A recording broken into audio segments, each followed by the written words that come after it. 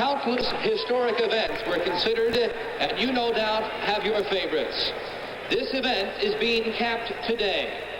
Our victorious representatives are approaching the pitcher's mound right now in two Chevrolets. One, a 1933 model, the year of the first All-Star game. In selecting baseball's most memorable personality, the nation's news media and baseball officials placed the late colorful Dizzy Dean third. Second place went to the old professor, Casey Stengel. Now, please join us and our international audience in a salute to the most memorable personality. Tonight, represented by his daughter, Mrs. Julia Stevens of Conway, New Hampshire. The winner is the Bambino, George Herman Babe Ruth.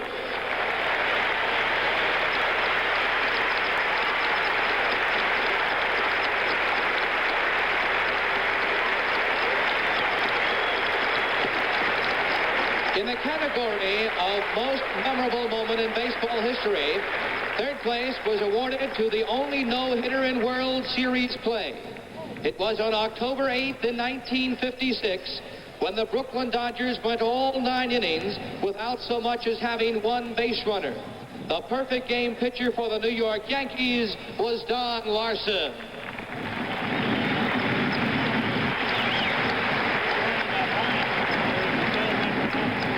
Second place in the World Series All-Star category was the shot heard round the world. The 1951 National League playoff winning home run, which turned apparent victory into a stunning defeat for Brooklyn. Greet the man who struck that home run for the New York Giants, Bobby Thompson.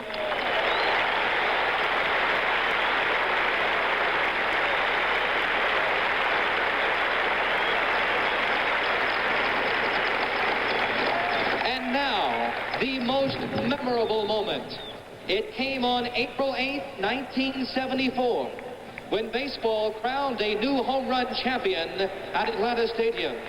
Let's all congratulate the man who created baseball's most memorable moment, Hank Aaron.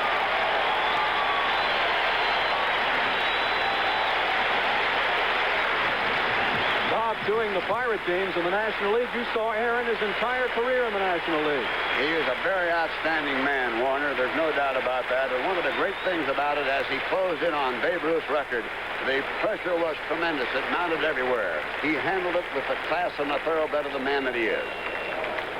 Okay, we'll be back to more pregame ceremonies here at Veterans Stadium, Philadelphia, for the 47th All-Star Game in just a moment. 8.4 billion. Baseball and the sponsoring company, thank you. Now, let's meet the participants in this 47th All-Star Game.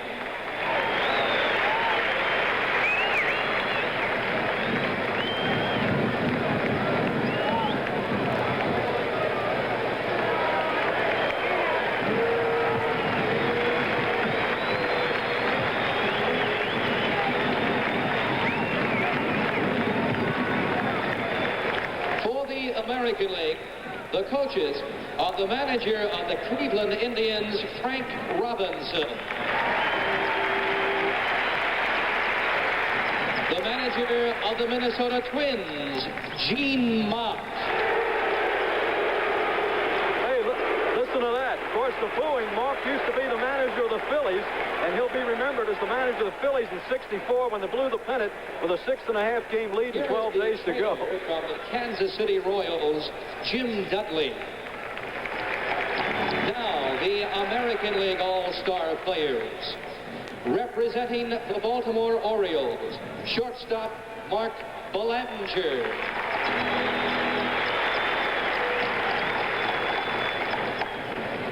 From the Boston Red Sox, catcher Carlton Fisk. Pitcher Louis Tiant. First baseman Carl Yastrzemski. From the California Angels, pitcher Frank Tanana. From the Chicago White Sox, pitcher Rich Gossage. the Cleveland Indians, pitcher Dave LaRoche. From the Kansas City Royals, outfielder Hal McRae. Outfielder Amos Otis.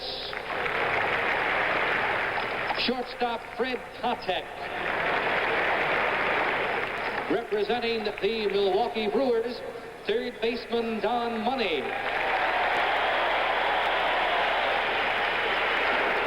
Pretty good hand for Don Money, who of course played third base here for the Philadelphia Phillies before being traded to the Brewers. Bill Travers.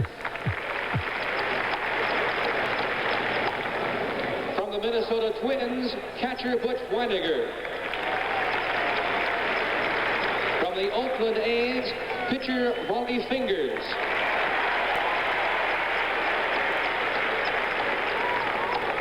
Second baseman Phil Garner.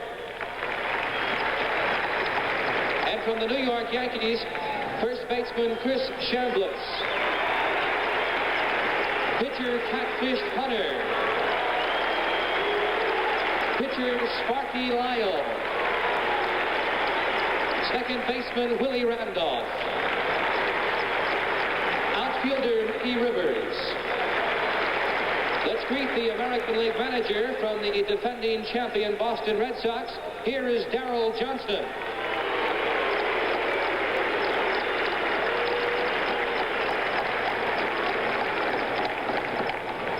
Now the starting lineup. Leading off from the Detroit Tigers, his 30-game hitting streak earlier this year was the league's best in 27 seasons, left fielder Ron LaFleur. Batting second from the Minnesota Twins, one of only 4 men in baseball history to win 4 consecutive batting championships, first baseman Rod Carew. Hitting third from the Kansas City Royals, only 23 years old, and the league's leading hitter with a .365 average, third baseman George Brett. Batting cleanup, representing the New York Yankees, the owner of a .318 average and 102 runs batted in during 1975, catcher Thurman Munson. Hitting fifth, representing the Boston Red Sox, last year's Rookie of the Year and Most Valuable Player, center fielder Fred Lynn. Batting in the 6th position from the Texas Rangers, only the second Major League shortstop in history to hit 20 home runs and steal 20 bases in the same year, Toby Harrah. Hitting 7th. From the Detroit Tigers, a 105 RBI man 1 year ago who has been selected to an all-star team for the 6th time, right fielder Rusty Starr. Batting 8th from the Baltimore Orioles, a Major League record holder for highest fielding percentage at his position and a 3-time Gold Glove winner, second baseman Bobby Grich. And the pitcher, who is warming up in the bullpen, representing the Detroit Tigers, the owner of a league-leading 1.78 earned run average and 9 victories and 11 decisions in his rookie season, right-hander Mark Fidrich.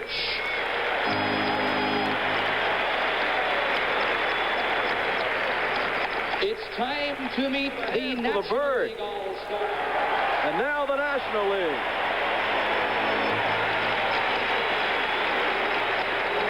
By the way, as the National League takes the field, President Ford is expected here later to throw out the first ball tonight. The coaches are the manager of the San Diego Padres, John McNamara, and the manager of the Philadelphia Phillies, Danny Ozark.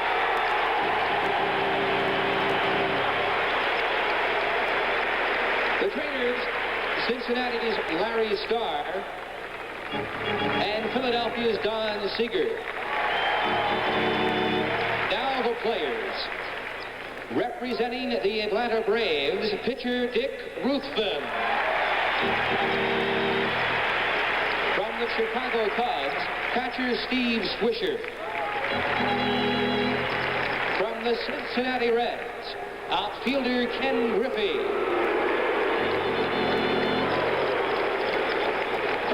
baseman Tony Perez. From the Houston Astros, outfielder Cesar Cedeno. Pitcher Ken Forsch. Representing the Los Angeles Dodgers, third baseman Ron Cey. Pitcher Rick Rhoden. Shortstop Bill Russell. From the Montreal Expos, pitcher Woody Fryman.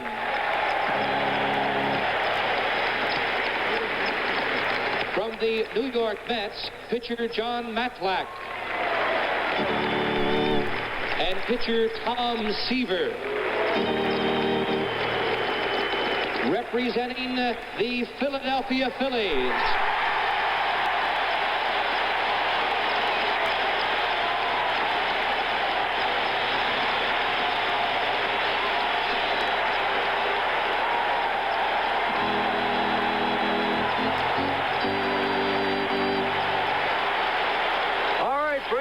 down here in Philadelphia. That'll be for Boone, Boa, Cash, Schmidt, and the starter. 5 Phillies in this ball game. And listen to the crowd cheering the Phillies in first place with a 10-game lead at the halfway mark. Listen to this crowd.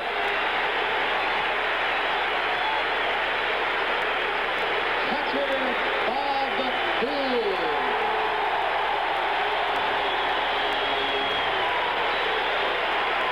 Shortstop Larry Boa. Second baseman Dave Cash. Third baseman Mike Schmidt.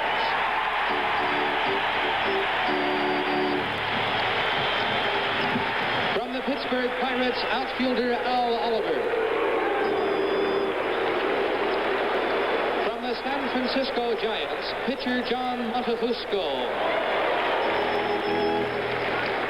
And from the St. Louis Cardinals, outfielder Bake McBride.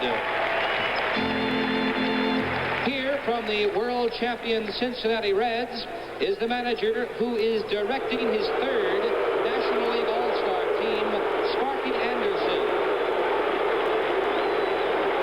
Sparky Anderson, of course, booed by the Philadelphia fans because he picked 7 Cincinnati Reds, plus, of course, the balloting of the fans. All in fun, though, as you see Sparky laughing it off. The National League starting lineup. Leading off from the Cincinnati Reds, the most valuable player in last year's World Series, who ties the record tonight by starting at his 4th All-Star position, third baseman Pete Rose. Rose, of course, the Philadelphia fans, partisan, felt that Schmidt should have been the starting third baseman. Batting second from the Los Angeles Dodgers, the Commissioner's Trophy winner as the most valuable player of this game 2 years ago, first baseman Steve Garvey. Hitting third from the Cincinnati Reds, the 1975 National League most valuable player, second baseman Joe Morgan. From the Cincinnati Reds, his 72 runs batted in lead the major leagues this season. Center fielder George Foster. Hitting fifth from the Philadelphia Phillies, the 1975 National League total base leader, when he pounded 72 extra base hits, left fielder Greg Luzinski.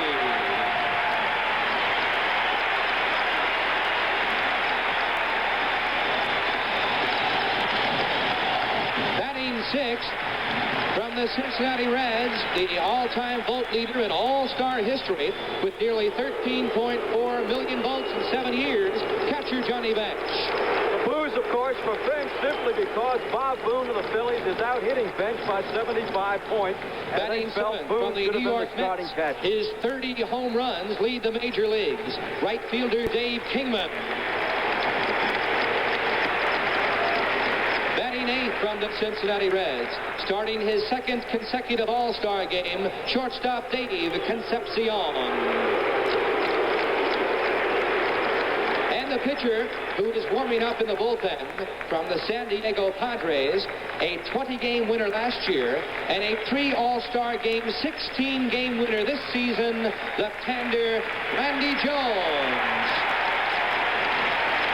All right, there you hear the reaction. Of course, to help commemorate our bicentennial year, the 200th anniversary of the country, there you see a replica of Independence Mall in Philadelphia in dead center field. Waiting for the President of the United States. And actually, we haven't had a president throw out a ball in an All-Star game since President Nixon in 1970 when he threw out the ball in Cincinnati.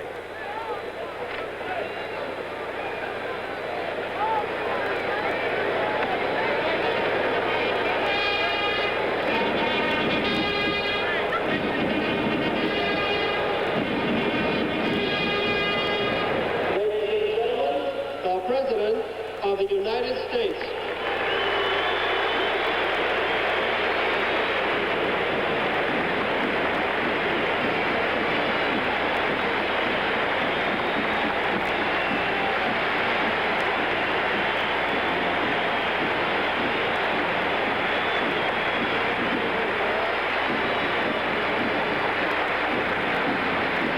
President Ford shaking hands first with American League manager Darrell Johnson. Marky Anderson. President Ford standing at home plate. Nice welcome from the Philadelphia fans. Now the president making his way toward the presidential box with both managers. Of course, in Washington, there is no baseball, as all baseball fans know.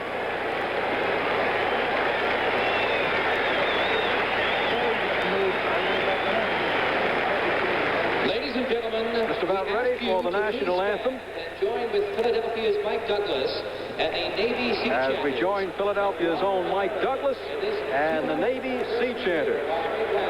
That you join in singing our national anthem. Our first captain is one of the 4 American leaguers to win 20 games in 7 different seasons. He won 207 contests for the Cleveland Indians and helped pitch them into 2 World Series. Please welcome American League honorary captain Bob Lemon.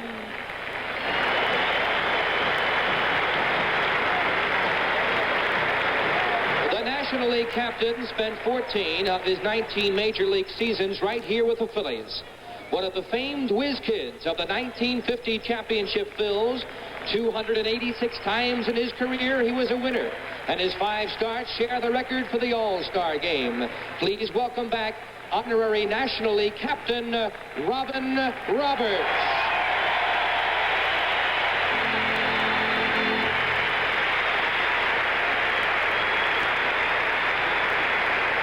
Robin Roberts, of course, a member of the 1950 Whiz Kids. Bob Uecker, did you ever face Robin Roberts? Yes, I did. He was one of the other guys that struck me out, Warner. Don't forget, we will be going back to New York, perhaps, later on tonight for the Democratic Convention, if it warrants itself to do so. There you see Thurman Munson, Hank Aaron, President Ford. Johnny Bench and Thurman Munson will go after the first ball as thrown. Now, the president has a ball in each hand. Now, I guess he'll throw 2 balls, both right-handed, or will we see an ambidextrous throw?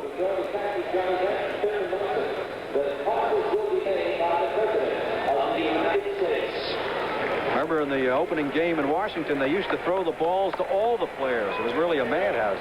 Yeah, I liked it better that way, Warner, when he threw 1 ball to both ball clubs, and then it was a mad scramble. That's why a lot of guys didn't get to play in the game. They got hurt then. 1 right and 1 left. Ambidextrous throws by President Ford. Signing the balls, of course, for Munson and Bench. We'll be back with the start of tonight's game from Veterans Stadium, Philadelphia, after this message. Now, let's have the American League batting order as they introduce themselves. Hello, I'm Ron LaFleur. I'm playing left field for the All-Stars this year in the American League. And I would like to say hello, and I would like to thank all of the fans who voted for me this year, and I hope that I can do something to really make you feel proud of me. Hi, I'm Rod Carew, Panama first baseman. Hi, I'm George Brett, Ken Brett's baby brother. I play third base for the Kansas City Royals from El Segundo, California. Thurman Munson, Canton, Ohio, catcher. Hi, I'm Freddie Lynn. My hometown is Del Monte, California, and I'll be playing center field. Hi, I'm Toby Hara, hometown Bedford, Texas, shortstop. I'm Rusty Staub. I'm from New Orleans, Louisiana, and I'm going to be playing right field. Hello, I'm Bob Gritch from Long Beach, California, and I play second base for the Baltimore Orioles. Mark Fittich. I live in Northborough, Massachusetts, and I'm a pitcher for the All-Star game. Is that good? I'm Darrell Johnson from Pinole, California, manager of the American League All-Stars. There you see, certainly one of the most versatile show business people in the history of show business, Danny Kaye from Brooklyn, New York, and of course, part owner of this new Seattle franchise. Bob Prince, what about this defense for the National League? Well, it's not as fast now as they normally will have, but they'll have Lozinski in left, and Foster will be out of position in center field. Kingman will be in right. They have Rose, Concepcion, Morgan, and Garvey around the infield, and Jones on the hill with bench behind the plate. Randy Jones will come at him. He's 16-3, and he'll have that sinker ball working, and let's see how they try to work on him as Ron LaFleur from Detroit at 3:30 stands in here. 2 homers, 28 runs batted in.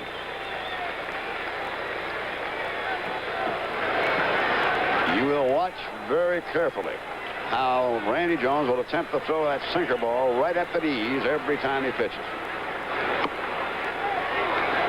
The plate umpire is Harry Wendelstedt of the National League. Jerry Neudecker of the American League at first, Andy Olson, National League at second, Don Deckinger of the American League. Foul, 1-1.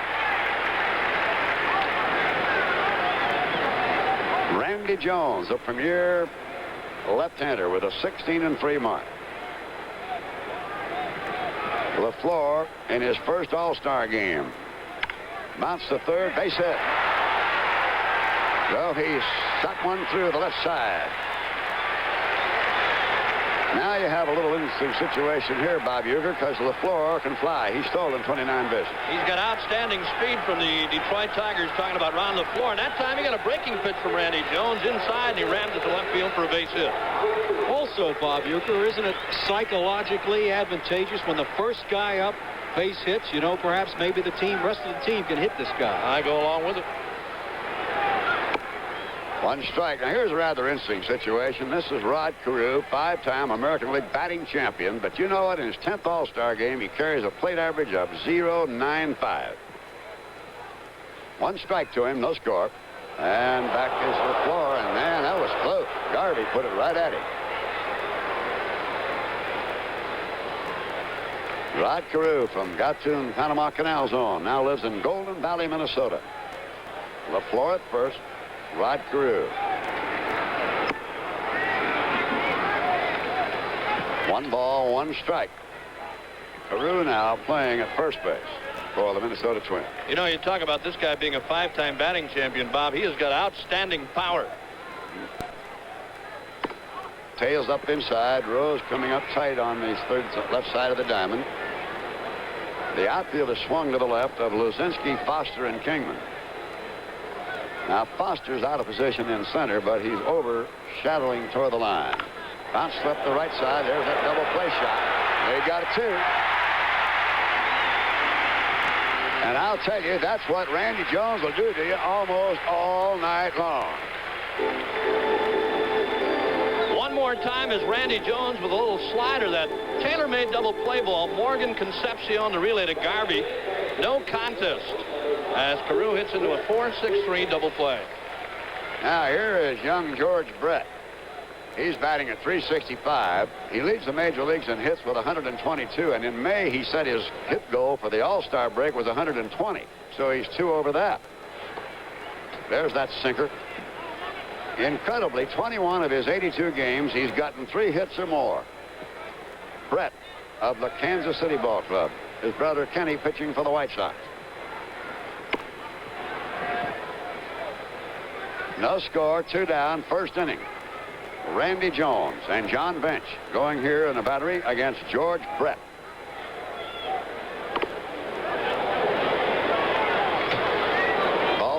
no strikes. They have taken down one of the scoreboards here so that they could accommodate approximately 3,000 more people. 3-0. And he has put him on. So that's the first walk. And the batter is going to be the New York Yankee catcher, Thurman Munson, batting at .319 on the year, 8 homers and 50 runs batted in. Yeah, one of the outstanding players in the American League. This is for the Yankees, I guess you'd have to say this is their big RBI man. You're talking about clutch situations. You get guys on base when you need the big base hits, 2 outs. Thurman Munson's a guy that knocks him in for the Yankees. This is his 5th All-Star game, and he carries an All-Star average of .286 on the season thus far for the Yankees at .319. The Yankees, of course, leading the American League East. Thurman Munson. Now Brett at first. Up the left side over is Concepcion, and on to Morgan for that familiar 6-4 force out. We go to the bottom half of the first inning here in Philadelphia, and the American League All-Stars, National League scoreless. Pete Rose from Cincinnati, Ohio, third base. Hi, Steve Garvey, first base, National League, Tampa, Florida. Hi, I'm Joe Morgan. I'm from Oakland, California, and I play second base for the Cincinnati Reds. Hello, my name is George Foster. My hometown is Los Angeles, California, and tonight I will be playing center field for the National League All-Stars. Greg Luzinski, Prospect Heights, Illinois, left field. Johnny Bench, Binger, Oklahoma, catcher, Cincinnati Reds. Dave Kingman, New York, New York, right field. Hi, I'm David Concepcion. I'm from Venezuela and I'm playing shortstop. Hi everyone, I'm Randy Jones. I'm from Poway, California, near San Diego. I'm a pitcher. Hi, this is Sparky Anderson. I'm manager of the National League All-Stars in my hometown of Thousand Oaks, California. The starting National League team as they introduce themselves. And what about this defense, Bob Prince? Well, we're going to have Ron LaFleur out in left field, and Freddie Lynn in center. Rusty Staub will be in right field. Georgie Brett will be at third. Toby Hare of Texas will be at shortstop. Bobby Grich of Baltimore will be at second. Rod Crew out of Minnesota will be at first. Munson behind the plate, and on the mound, the Bird, Fidrich, who starts his talking right now. The batter, Pete Rose.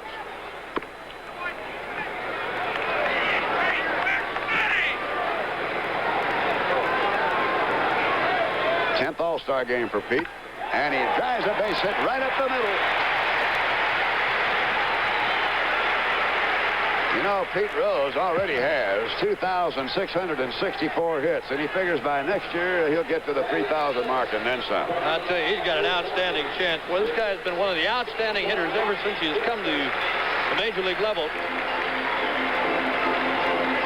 He's got a shot of Mark Fidrich there, setting his infield up. He wants him to play where he figures he's going to pitch each one of these National League batters. Pete Rose got a high fastball from him that time and ripped it to center. Steve Garvey stepping in. And with a .300 batting average, 7 homers, 45 runs batted in. He made the 74 All-Star team on a write-in vote by more than 1 million fans. And he was the MVP. Pete Rose at first base. That ball, they're playing Garvey to pull the ball. They gap him in right center a little bit as Staub peels off toward the right field line. His daddy's here with him tonight. That's hit down the right side. Staub running and can't get it. And it gets by Rusty. Now Rusty falls down. And Rose will score. And Garvey heads to third. There'll be no play there. Hey, I'll tell you something right now. Steve Garvey, previous 2 All-Star games, had 2 singles, a double, and a home run. And believe it or not, we talked yesterday as you watch it again and said, Steve, what about a triple and become one of the few players to hit for the cycle in total All-Star games? And here he is, first time up triple. And now Garvey has hit for the cycle in All-Star game play. I tell you, Mark Fidrich is twice on both of the first 2 batters he has faced. That's not the way we've seen him pitch. We had him a couple of weeks ago on a Monday night game. He is upstairs tonight, and he has got hurt twice. Although Rusty Staub should have made the play in right field on that ball. Joe Morgan standing in at .330, number 7 in the National League batting. He and the Bird going at it. They're going to play the infield back to Morgan. Popped him up, shallow right field. Back goes Grich, up comes Staub. Staub is calling, tagging is Garvey. Here's the come, and the throw will hold him at third.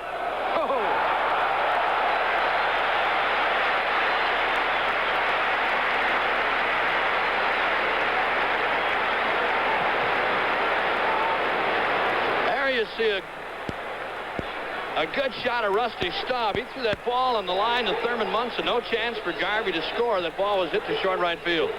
Not going to take a chance anyway with George Foster coming on next. And this man is hitting in there at 72 runs driven in. Mark Fidrich now looking in here, and he's got a problem. He's trailing by a run, and Garvey's at third with only one out. You know, you talk about a draw. Here, Fidrich in his last 3 starts has drawn over 50,000 fans in Detroit. And when he doesn't pitch, they average only 18 per game. Foster, weak ground ball down towards second. Rich up. They'll throw him out. He gets an RBI as Garvey comes in to score. And the National League on top now, 2-0.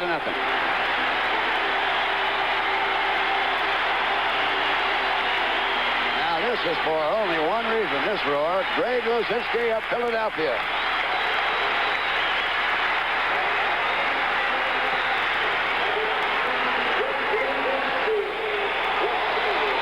Two down, outfield swung way around to the left. High pop, shallow right, going back for it. Carew off the foul side. Stays with it and grabs it for the out to retire the side. So for the National League All-Stars, they get 2 runs on 2 hits. They don't strand anybody. 2-0 and a 1. Here's Lynn hitting to the opposite field off the wall in Fenway Park. Having a pretty good year again, as you can see. Look at him coming in. He comes in as well, and of course goes out as well.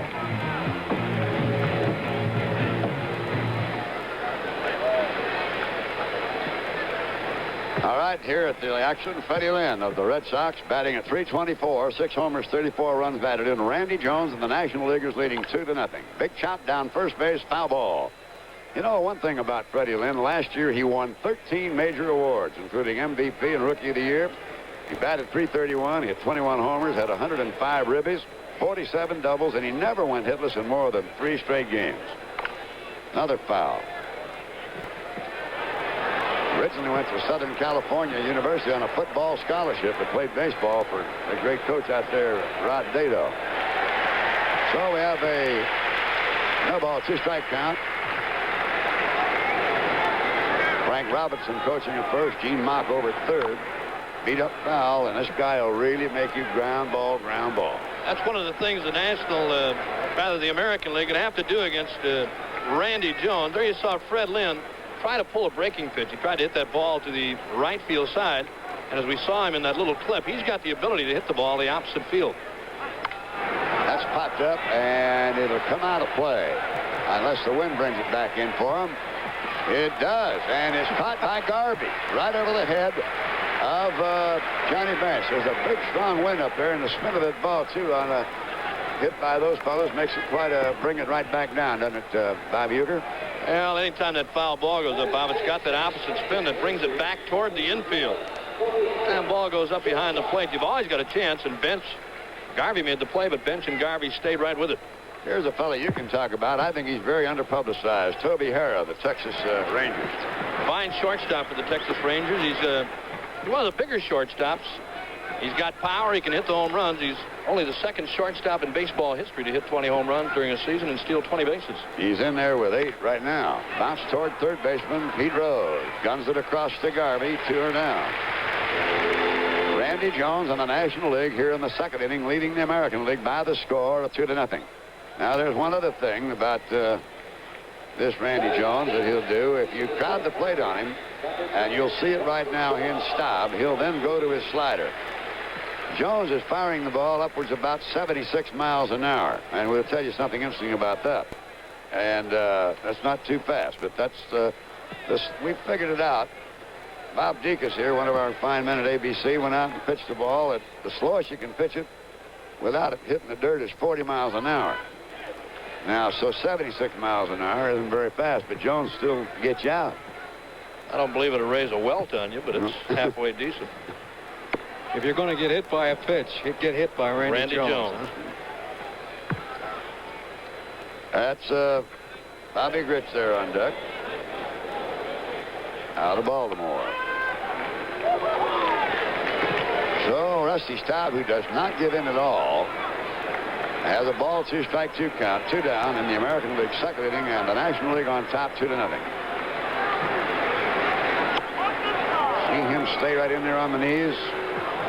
There's the manager, that's Yastrzemski of the Boston Red Sox, with Yankee catcher Thurman Munson. That's walloped to right field for a base hit. You're going to watch something interesting now on Rusty Staub. He'll take off his batting gloves, or at least he does in the regular season, put them in his pocket, and take out his sliding gloves. But I guess for the All-Star game, he just goes with his regular gloves. Here's a remarkable athlete, and Paulette is 6'2", and it's unbelievable that a man that height could play well as he does at second base. He's one of the more aggressive second basemen that I've ever seen, talking about Bobby Grich. He's got good speed. He's got good power, Bob, and he's hitting .295. He's having a good year for the Baltimore Orioles. Well, with 2 out, Rusty Staub at first on the second hit of the ball game off Randy Jones. Staub, pretty good lead over there. That ball tailed away. Ball 2 and no strikes. Grich, you know, was 3 straight Golden Gloves at second base. There's Fidrich on deck. They're not using the designated hitter in the All-Star game. Check swing, bounce to shortstop Concepcion, and DeGarby to retire the side. So it's no runs and 1 hit, no errors and 1 left. And we're getting ready now to go into the National League second inning with the score of the National League 2, the American League nothing. Would you believe over 2 million men? All-Star player reactions on meeting Mark Fidrich. Well, we haven't had a chance to see him do any groundskeeping work around the mound area yet, but if you've seen him pitch before, and if not, you may see him do that. Work the mound area over with his hands, talk to the baseball, talk to where he wants it to go, tells it location. He's got his act. There you see him right now. Now he's getting it on. And he's going to go against Johnny Bench. Ball 1. Bench bats .409 in his ninth, going into the 9th All-Star game. He's been a real tough out.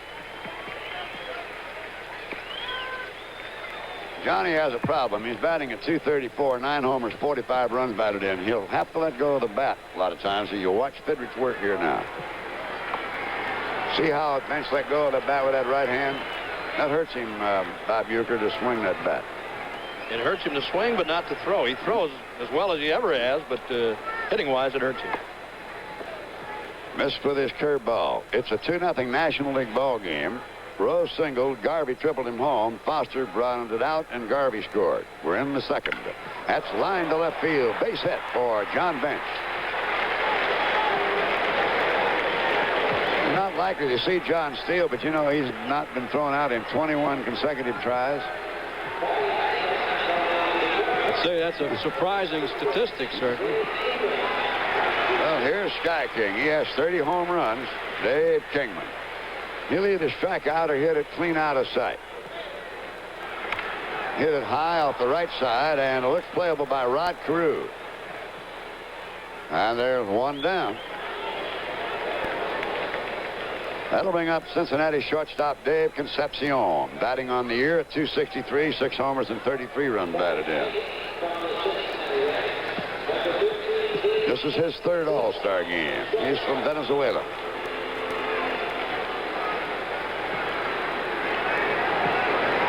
You couldn't get a seat in this beautiful stadium. It's just jam-packed, just almost 64,000 here. They're going. The ball's hit back up the box. Johnny Bench on his way to 3rd has a hidden run right there. Tell you, if Concepcion takes a pitch, Bench has got the base stolen, too. So they got him at 1st and 3rd.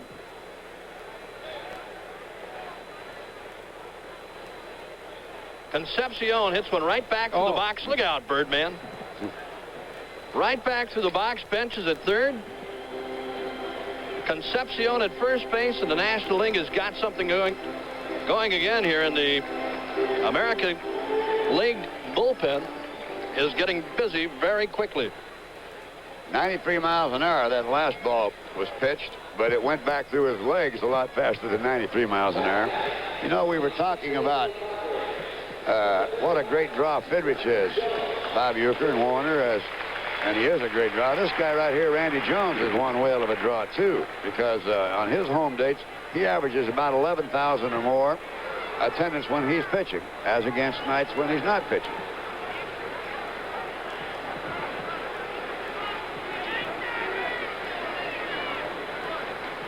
He's back.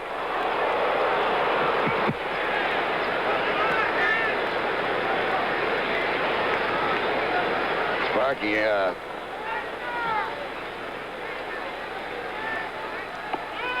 well, there's going to be, I believe, a short pass ball that'll allow Concepcion to move up into second base. We'll await an official decision.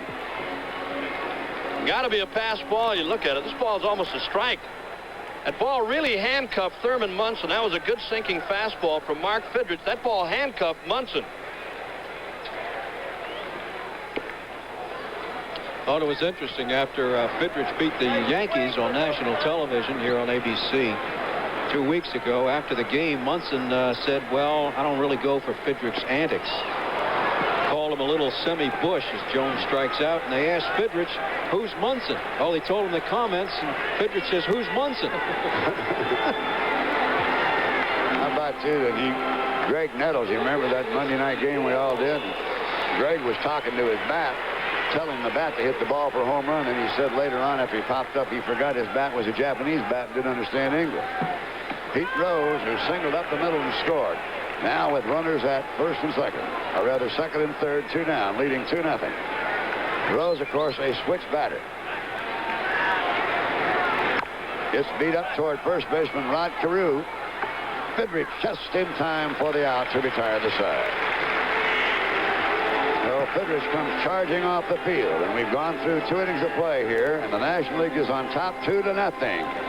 We'll remind you once again, Harry Reasoner's on the scene in New York. Any major significance, any newsworthy things coming out of there, you will hear immediately from that. And also, when you had a look up into the Olympic situation in Montreal, it perhaps might have looked to you as though Olga Corbett was injured. She was not. We're very happy to report. There's the bird, Mark Fidrich. And Catfish Hunter is warming up for the American League. Warner Wolf has gone on down, and we'll be having some interviews from out of the tunnel down there a little later on. Meanwhile, Tom Seaver loosening now for the National League. So we'll have now a pinch batter.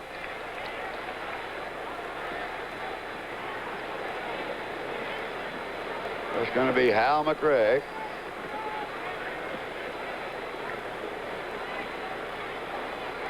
What kind of a year has he been having, Bob Uecker?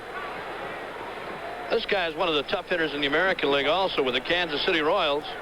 He's been used as the designated hitter for Kansas City, but he can hit. I guarantee he can hit.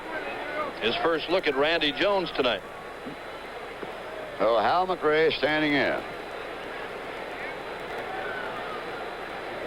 McRae out of Kansas City is just batting at .347. So, you know, that bears out exactly what Bob Uecker just pointed out. He bats here in place of pitcher Mark Fidrich. The National League leading here in the top of the third, 2-0. Didn't want to, and it's a check swing. Randy Jones taking his time, now throws low, but Garvey holds for the out. Now Ron LaFleur is getting ready to come up here. Talking about Ron LaFleur, the Tiger center fielder, but playing left field here tonight in the All-Star game. We asked Ron LaFleur about right-handed pitcher Mark Fidrich. Well, they just look at the bird as a really crazy, you know, young guy, but like he's not really, you know, like everybody get along, and he's just the type of guy to just keep everything going. He's jumping around, he's dancing in the clubhouse, he's hollering, you know, he has a lot of girls around him and stuff like this, but, you know, we try to keep him away from that because, you know, him messing with a lot of girls a lot of times, it's not going to really help his career at all, and, like, we're trying to keep that at a minimum. As long as we can do that, like, everybody's looking out for him, we're trying to look out for his best interest, you know, and, like, as long as he's our teammate, like, we're going to do everything in our power to try and keep him out of any trouble that, you know, that may be around. How'd you like to have a bodyguard like that, Uke? I'd rather be Mark Fidrich, I believe. Ron LaFleur, who singled in the first inning and then was doubled up. Standing in now with 1 down. And Jones just gives him that baffling little slider. And picks up his first strikeout. That's 2 down in the American League third inning. That'll bring up Rod Carew, who hit into that double play. voted the All-Star second baseman all 9 seasons in the American League. He's now playing, of course, at first base for the Twins. There's that curveball. Randy Jones is right around the knees. He learned to get that sinker ball pitch, Bob Uecker, down to, no matter where you stand, he gets it right down to your knees. Broke his bat on that one. Now you're going to have to cover as Morgan will throw to Jones for the out. Garvey had recommitted and gone to the opposite side. So he has a very fast inning, and we go now to the bottom of the third inning. National League 2, American League nothing. All right, you're going to see Catfish Hunter pitching now for the American League All-Stars. Catfish in with a record of 10-8 this year with the Yankees. Fidrich went 2 innings for 2 runs, 4 hits, striking out 1, no walks. Garvey on the bunt try, foul. What's Catfish? He's coming on a little better now, Bob Uecker. Well, he's always a slow starter, but the Yankees have got a big lead in the Eastern Division. Catfish Hunter, good fastball, good hard slider. I think one of the few pitchers that you'll see throw a changeup off his slider. He changes speeds on his slider so many times, but he's got outstanding stuff. He's another guy that'll pitch inside, too, to the right-handed batters. And he's working here to Steve Garvey, who hits a little flipper up the right side foul, and Rod Carew will guard that one in. And there's one away. Now, here's the way the scoring went.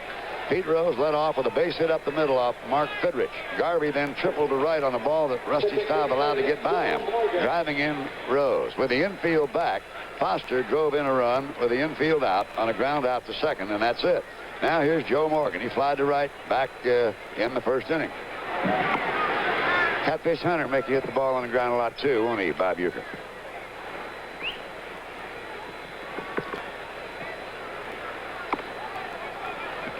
Ball 2.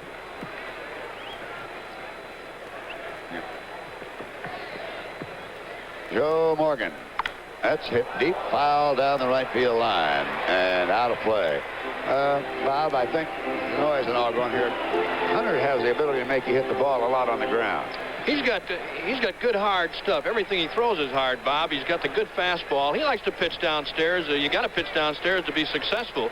But as I said, he is not afraid to pitch inside. And he got ripped there by Morgan as he went up the middle.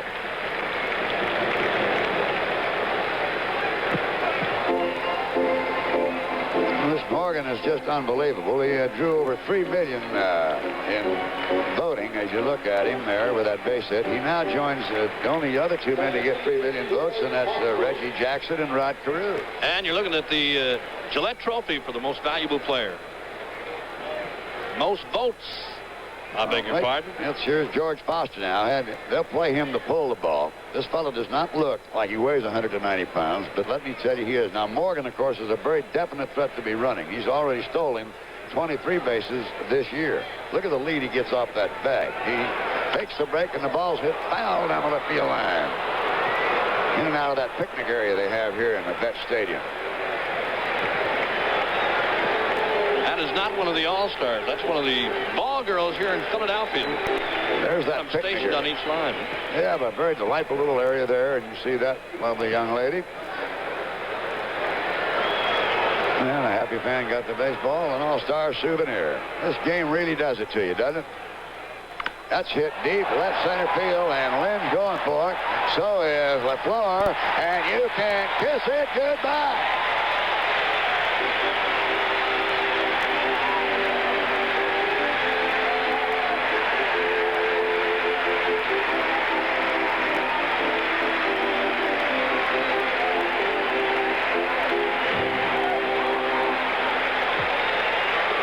Time Catfish Hunter a fastball, and look at George Foster.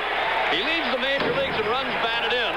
He really got into a Catfish Hunter fastball and drove it out of here in deep left center field, and the National League now leads 4-0. And here's Greg Luzinski. He hits a high towering fly left field.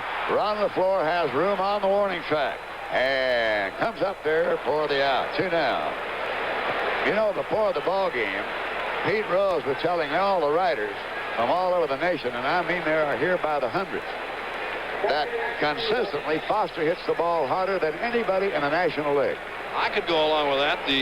We've seen him now 3 times during the course of the season. He is some kind of strong. Johnny Bench, he singled left back in the second inning. National League leading now here in the third inning 4-0. They lit up Fidrich and they lit up Catfish Hunter. There's this National League power that we were talking about earlier with Warner and with Bob Uecker. You know, this 8 starting lineup have 108 home runs and 421 runs driven in. That's firepower, Bobby. Yeah, they're outstanding. They've got the big hitters on the National League Ball Club, but there's a long way to go in the ball game. Oh, it's not over. That's a cinch. In Foster's first All-Star game, he got to be thrilled with that home run, huh? Johnny Bench.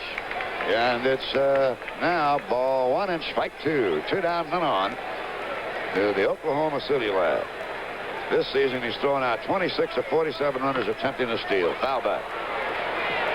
It's his 8th All-Star game. He has 21 unbelievable stolen bases. Haven't thrown him out in 21 tries. Wouldn't think that of him at his size. There's John letting go of that bat again. That right shoulder really hurts him. But it's 2 big runs for the National League All-Stars on a booming home run by George Foster with Morgan aboard. And the 3-4-0 National League.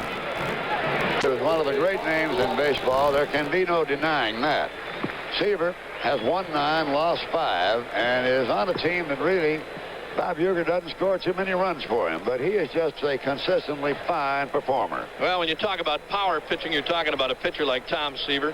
Outstanding fastball. He's got outstanding control to go along with everything that he throws.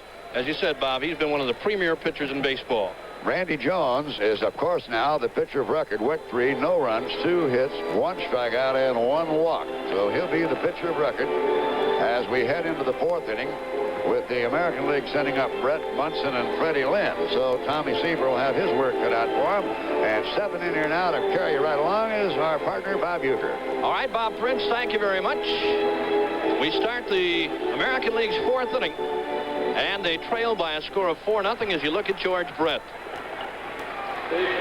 His first time up, he walked.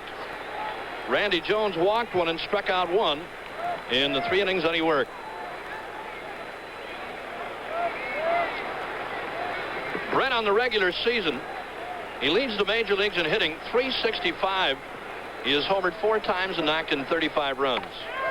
There is a good Tom Seaver fastball strike call. You know, Brett got 3 hits in 6 consecutive games from May 8th to the 13th, which could probably be a major league record. Ball 1, strike 1 to Brett.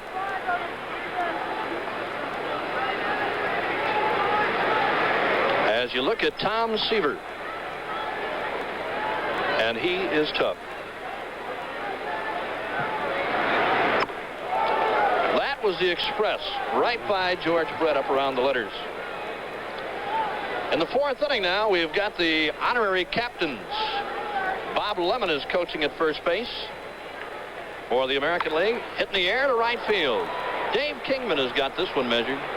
Easy play for him. 1 down. Talking about Tom Seaver, he's up around 96 miles an hour on our jugs machine. And that is getting it up there in a hurry.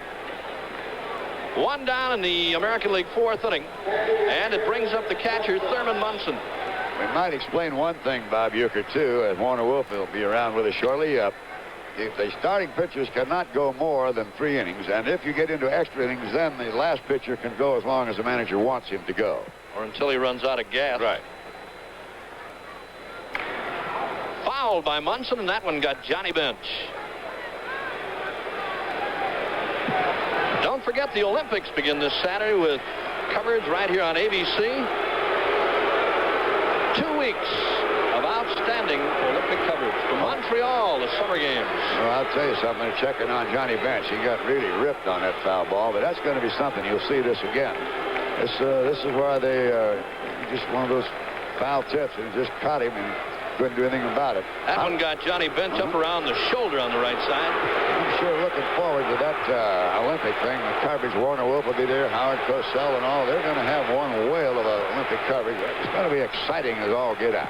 The fans in the background are hollering, "We want Boone," after Johnny Bench got hit with that foul tip. Breaking ball is low. It's 1-1 to Thurman Munson. You know, talking about the Olympics, boy, I'd love to be up there. Oh, I would too. Why don't you speak to Roon? I did a little hammer throwing in high school, 14 years old. Yeah, 16-pound hammer. I'll be darned. Been wearing a truss ever since. Couldn't handle it. balls and a strike to Thurman Munson. The National League 4 and the American League nothing in the fourth inning. In the air, out of play by Munson. You know, that Chet 40 and Brunelli, of course, everybody going up there, Don Ohlmeyer, they're going to have about 400 people up there that cover the Olympics, so it starts up here in a couple of weeks, and ladies and gentlemen, it is going to be something. 2 weeks of great coverage on ABC. 1 ball and 2 strikes to Munson. Tom Seaver.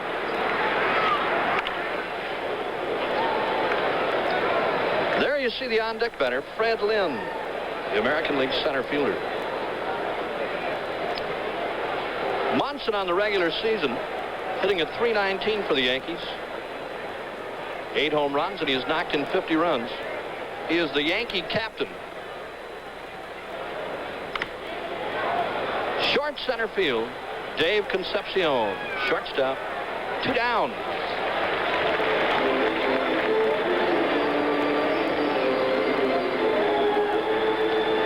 Dave Concepcion, the shortstop. As you see him go back now on this little pop-up off the bat of Thurman Munson. One of the fine shortstops in baseball. Having a fine year for Cincinnati.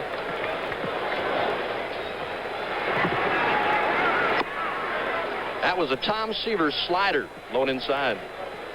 Fred Lynn, his first time up back in the second inning. Foul to the first baseman. 2-0.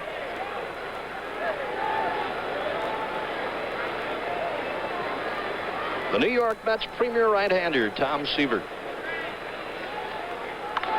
In the air, right field deep. It's got a chance to get out of here for Lynn. Gone. Home run. Well, Freddie Lynn has just put the American League on the scoreboard. He drove one out of here to deep right field. And it's now a 4-1 ball game as you look at a happy Fred Lynn. Well, I'll tell you, Tommy got something up, and Tommy has a good home run pitch. Most good control pitchers do, and that makes it a 4-1 ball game. There you see the American League bench finally got something to cheer about. That is Hal McRae right there. Here's Toby Harrow, the Texas shortstop. Bullseye. Harrow on the season hitting a .278 for the Rangers. He has homered 8 times and knocked in 43 runs. 2 strikes to him. You know, just before the All-Star break, Kuzman, Seaver, and Matlack all appeared in the same game. How'd you like to have that lineup coming at you? Anytime or tonight?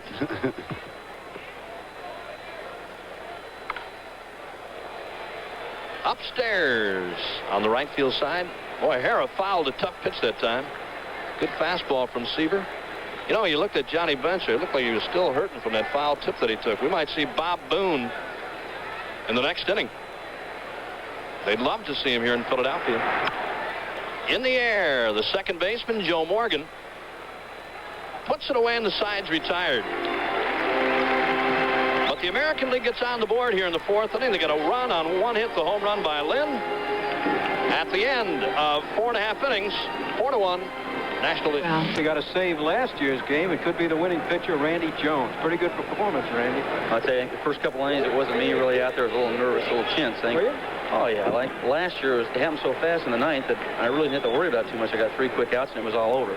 But I got plenty of time to think about it, you know, today. And this evening, I got a little tense, a little uptight. But I think the third inning, I started smoothing out a little bit, and I felt like myself again. Just, I was so excited, so thrilled to represent, you know, the National League like this and be all over the country and see us play so well. Randy, did that account for the walk? You know, you average only 1 walk per game, and you walked Brett in the first inning. I think 2 of those fastballs I threw to Brett were probably the hardest I'd thrown in about 4 years. I think I was just so pumped up and so excited about being out there that, you know, I just really couldn't smooth it out. I was able to smooth it out enough to get 3 outs that inning, and I felt a lot better as the game went on. Okay, thank you, Randy Jones, who at this point stands to be the winning pitcher if the National League should hold on to this lead. Now back up to the booth. Well, you saw Dave Kingman swing a 3 off Catfish Hunter. 1 down, he strikes out. And it brings up the shortstop, Dave Concepcion. Good breaking ball by Catfish Hunter. 0-1 to Concepcion. He had a base hit his first time up. In the air, left field. Coming on Ron LaFleur. He is going to get there now, and he's got it. LaFleur misplayed that ball a little bit. He backed up on it first, but come on to make the catch. They're doing something here. They put a young man out there by the name of Robin Roberts, going to the Hall of Fame, the coach at first base for the National League All-Stars. Robin Roberts at first base. There he is, one of the greatest right-hand pitchers I ever saw in baseball. Yes, sir. Tom Seaver, the pitcher. Good breaking ball by Hunter. 0-1. Seaver's not a bad hitting pitcher. Fastball. 0-2. The National League 4 and the American League 1 were in the 4th inning. Strikes him out. Good breaking ball by Hunter. Easy inning for Catfish. In the National League 4th, no runs, no hits, no errors, and nobody left. We've completed 4 full innings now, and it's the National League 4 and the American League, not one.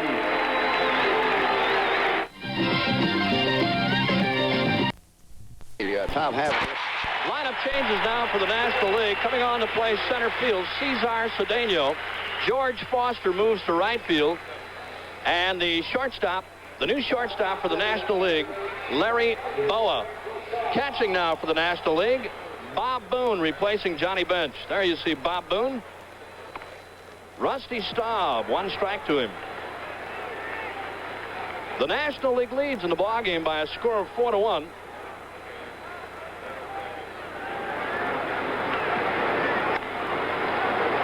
On the right field side, foul. 2 strikes to Rusty Staub. He singled his first time up to right field. You saw that wind kicking up there. We got a handheld cameraman up on the top of this stadium. That wind must be blowing 40 miles an hour up there. A ball and 2 strikes to Rusty Staub. There's a shot from that handheld camera. Isn't that magnificent? Great camera work up there. Out of play by Staub as he faces an ex-teammate, Tom Seaver. Spent years together with the New York Mets. Number 9 for Tom Seaver. Right field, another base hit for Rusty Staub. He's 2 out of 2.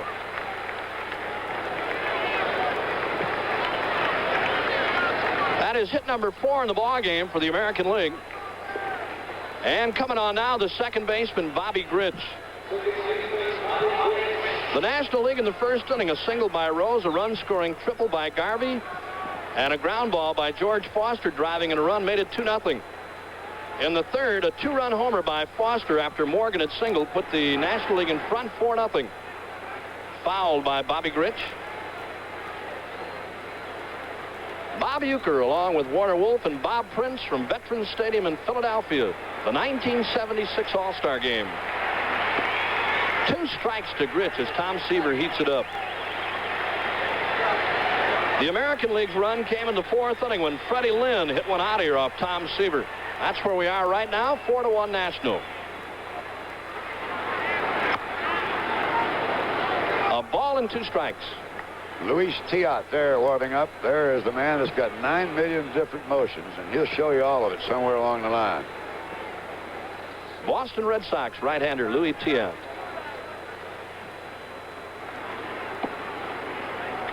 Ball 2, strike 2 to Bobby Grich. Baltimore Orioles second baseman hitting at .295. He has homered 7 times and knocked in 23 runs.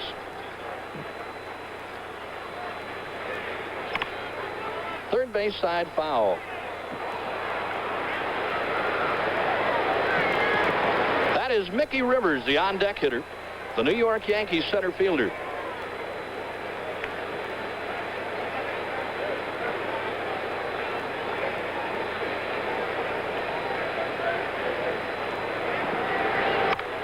On a play by Bobby Grich, hanging tough against Tom Seaver.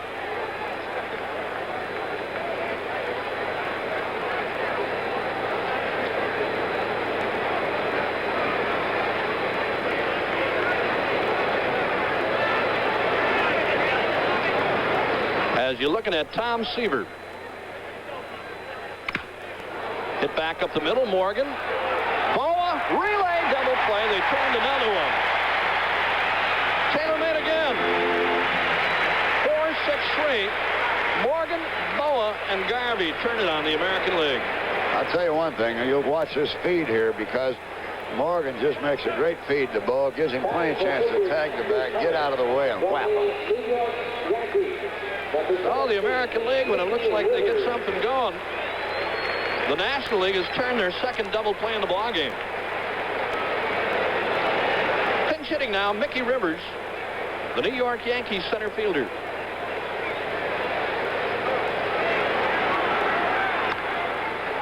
One strike to him.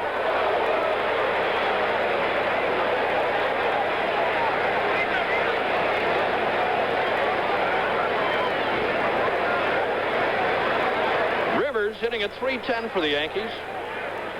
He has homered 5 times and knocked in 39 runs.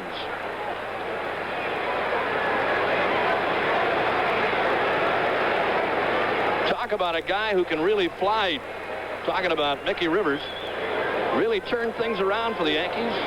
There's a slider from Seaver that got the inside corner. He stole 25 bases already for the Yankees. As Billy Martin says, it's been one of the great team efforts, but this fellow's been a great part of it, Mickey Rivers.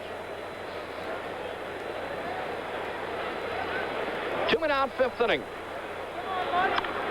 Out of play, left field side. I'm telling you, Bob, you got to just admit it. President of the United States here, 64,000 people, the All-Star game, the cream of everything. They're playing baseball. They're going right at it. Baseball attendance is up. It's unbelievable.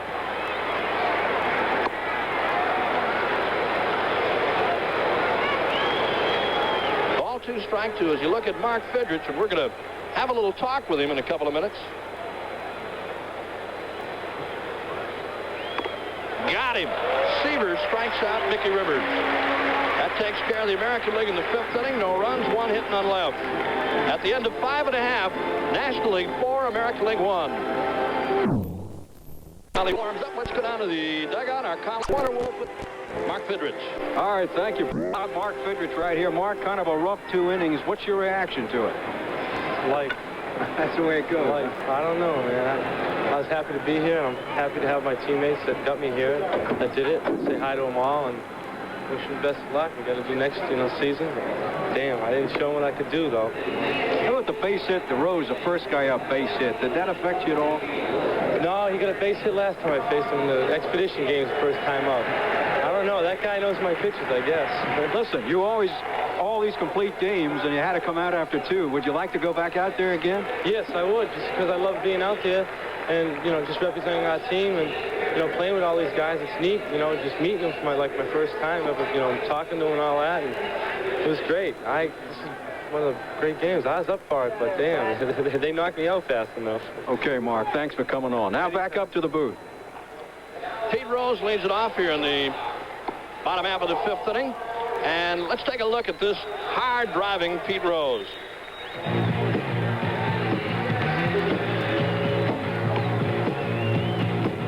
He really knocks that poor Fosse over. Well, you got to try to win the ball game, and he had the plate blocked, and you have to either be safe or out. And just so happened I got there a split second before the ball reached him, and that benefited me because I was able to knock him out of the way, and I got the plate, and I was safe, and we won the ball game. I wasn't trying to hurt anybody. Matter of fact, he was at my house until 2 o'clock in the morning the night before, and it's just a shame that it sort of wrecked his career because he was another Johnny Bench at that time, and he played the rest of the season with a separation of his shoulder, and he's never been the same since. He's a fine fella.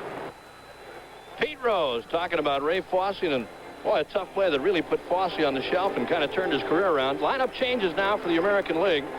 Carl Yastrzemski is playing in left field. Mickey Rivers has come on to play right field. A new shortstop, Mark Belanger. Louis Tion is pitching to his battery mate from the Boston Red Sox, Carlton Fisk.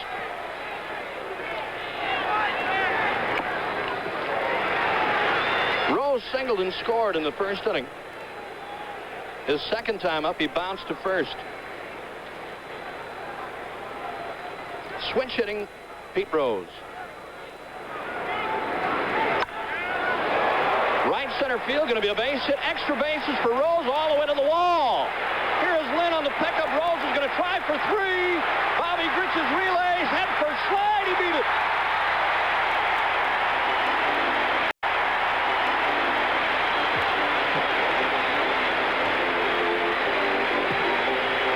Pete Rose does not know what it means to slow down. He often says that if he slows down, he's going to get hurt. Now watch this headlong slide. It tells you all you ever have to see. And that's just about what you always see when you're watching Pete Rose play ball.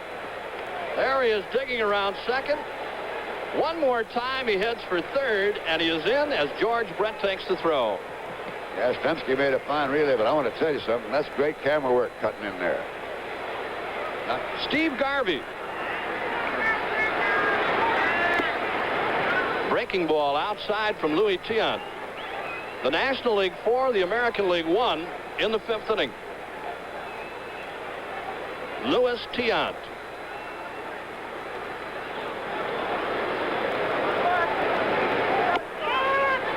Ball 1 and strike 1, Steve Garvey. That triple by Rose, he is now 2 out of 3 in the ball game.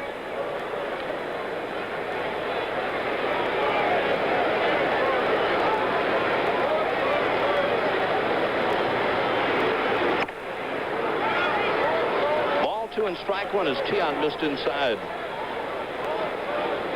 Forces that American League infield to come up, Hugh. They are playing up to try and stop another run.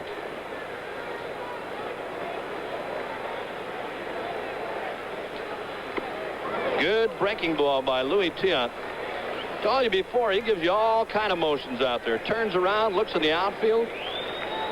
He's all arms and legs. Tough guy to follow. Count is even to Garvey, 2-2.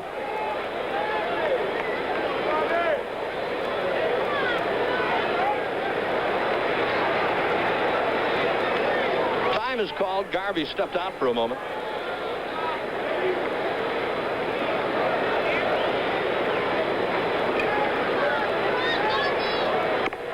And he just missed with that fastball. He's run the count full on Garvey, 3-2.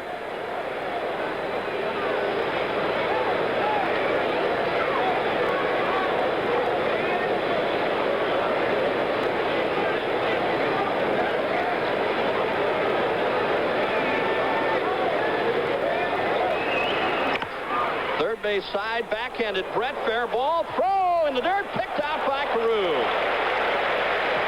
A fine play on both ends. Nice backhanded grab by Brett as throw was in the dirt. And Rod Carew dug it out. As you look at the Minnesota first baseman, look at the backhanded grab by George Brett. Rose had to hold it third. He almost tagged him as he went back to the bag. Joe Morgan.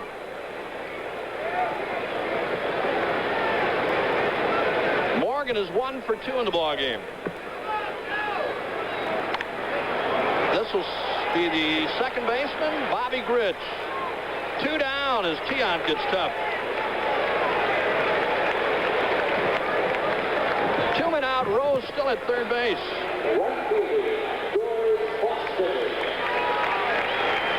And it brings up the right fielder now, George Foster. He started the ball game in center field. He has knocked in 3 runs for the Nationals. First inning on a ground ball. In the third, he had a 2-run homer.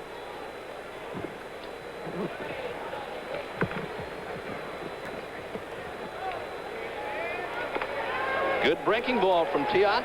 Strike 1.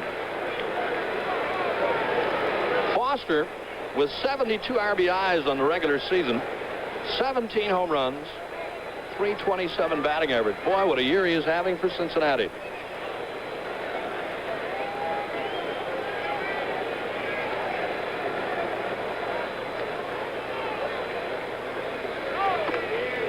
Almost threw it by Carlton Fisk.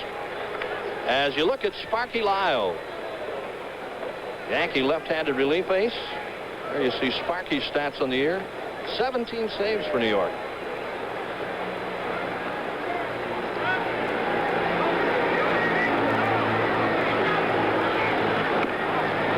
Ball 2 and strike 1 now to Foster. That is Greg Luzinski, the Bull. Philadelphia Phillies left fielder. Louis Tiant.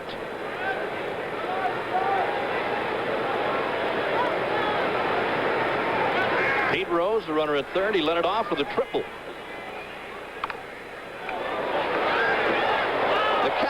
2 balls and 2 strikes to Foster.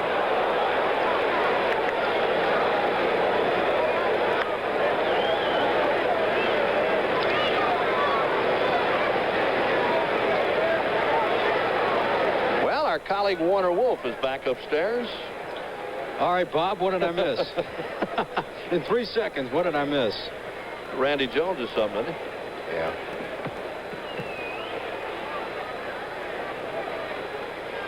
Two balls, 2 strikes to Foster. Belanger, the shortstop. Oh, what a job by Tion after giving up the leadoff triple to Pete Rose. No runs, 1 hit, 1 left. We'll be back with more of the 1976 All-Star Game after this word from our local station. All right, there you see it. Go ahead, Bob. Lineup changes. There you see the count of Monte Fusco from the San Francisco Giants. He is now on pitching for the National League. Al Oliver has come on to play right field. Tony Perez will be the new first baseman for the National League. And Mike Schmidt is the new third baseman. Philadelphia infield now. Dave Cash at second base.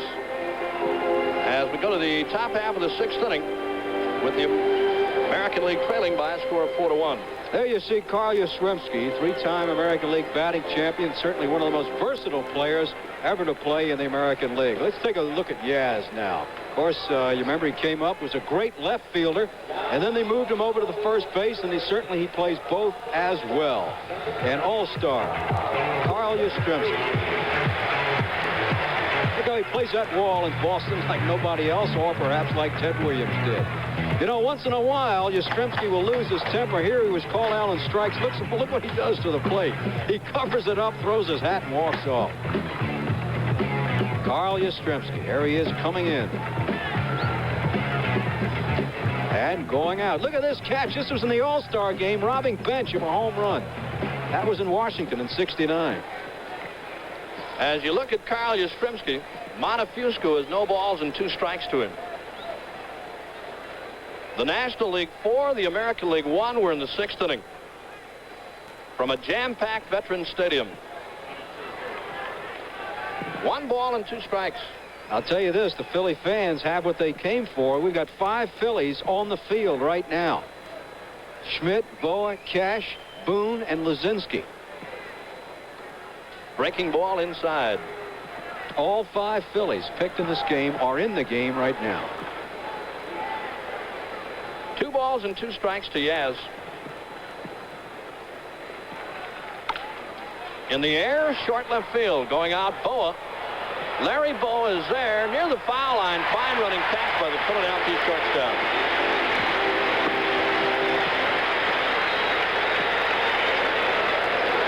Larry Boa, the shortstop for the Phillies, picks second to Concepcion, but you won't convince the Philly fans that he's second to Dave.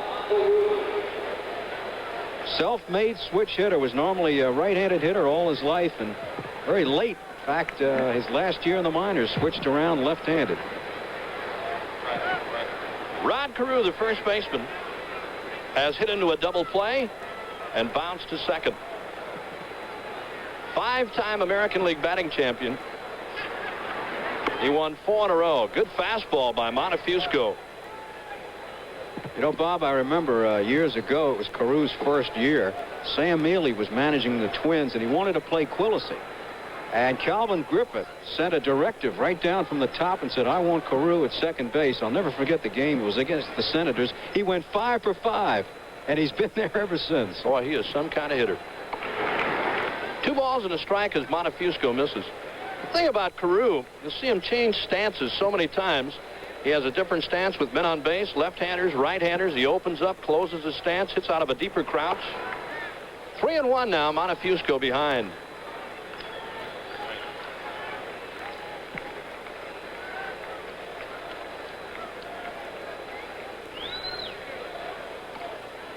He has walked Rod Carew. So the American League has a runner on with 1 down here in the 6th inning. And it brings up the Kansas City Royals' fine third baseman, George Brett. Thought it was interesting that Brett, hitting .365, as you see here, very candidly said, yes, I do check the box score to see what Rod Carew did, because if anybody's going to catch me, it's Rod Carew. Well, it's a tribute to Rod Carew, too, I'll tell you that. In the air, long run, right center field. Cedeno is going to get there. He's got it 2 down.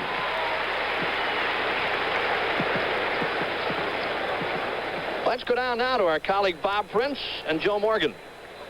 Okay, Bob, it's a pleasure to have a young man here who just tied Reggie Jackson and Rod Carew. Joe Morgan, congratulations on being selected with 3 million votes. That's a great honor for you, I'm sure. It is a great honor, Bob. You know, I didn't know I had that many friends around the country, but it's a great honor. And one other quick question, how's your teammate John Bench? Well, he got caught pretty good right on the bone here in the shoulder, and I'm afraid it's going to be hurting for quite a while. Well, I'm sorry to hear that. Joe Morgan, thank you very much. You're a great cut at the game of baseball. Good luck to you. Right, thank you, Bob. Now let's go back up to our colleagues in the booth. Throw to first base. And the runner, Rod Carew, back safely. Carlton Fisk, the Boston catcher.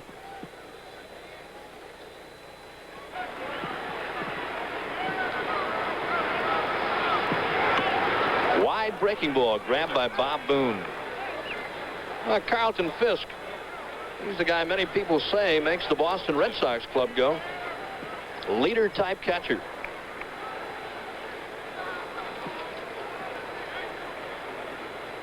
On the season, Carlton Fisk is hitting a .255. 9 home runs. He's knocked in 31. Good fastball.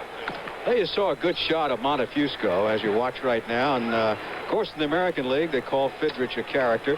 But in the National League, this is the counterpart. Montefusco. You know, he got that name. He pitched for Amarillo, and they call him the Count of Amarillo in the minor leagues. And then, of course, they changed it when he came up. And here's a guy that makes predictions. Once predicted he would shut out the Dodgers. Carew running, and Boone dropped the ball. It's going to be a stolen base. Well, the American League trailing by a score of 4-1. They set Rod Carew with 2 down. He is at second with a stolen base in scoring position. Made a prediction last 4th of July that he would shut out the Dodgers 1-0. Believe it or not, he did so. Beat Messersmith 1-0, 75.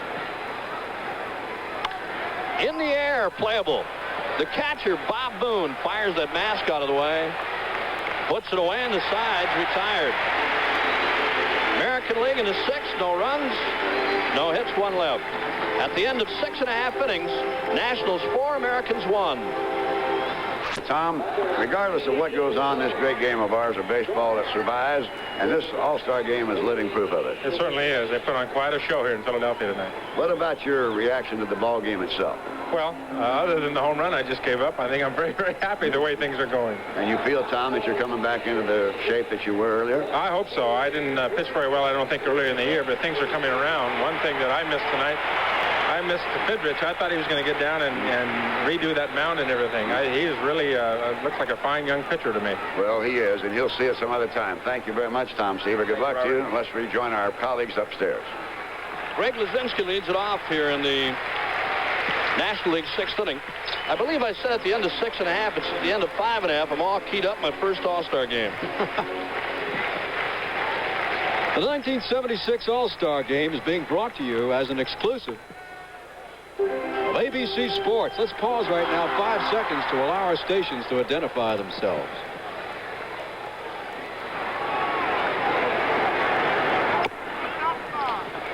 The National League leads by a score of 4-1. They got things underway in the first inning. A Rose single, a triple by Garvey, and a ground ball by George Foster made it 2-0. They added 2 more in the third on a 2-run homer by George Foster. As you see, Rod Carew make a fine running catch in right field.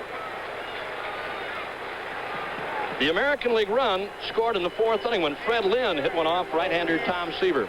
Bob Uecker along with Warner Wolf and Bob Prince from a jam-packed Veterans Stadium in Philadelphia. Our 200th anniversary. We got a big sign out here. Happy birthday, America, our bicentennial. And where else but Philadelphia? The All-Star Game, 1976. Cesar Cedeno. Boy, what a year this guy is having for the Houston Astros.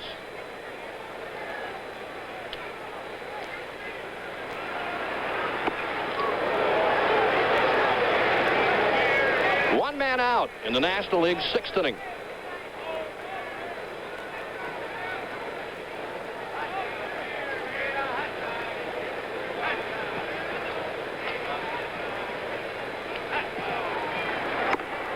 Boy, the express by Louis Tiant. Heating it up. 2 strikes to Cedeno.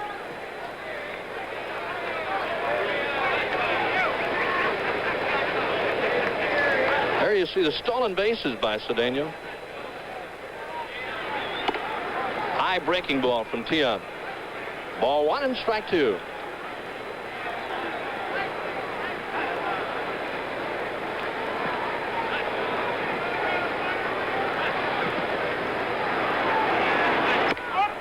Tiant outside. Ball 2, strike 2.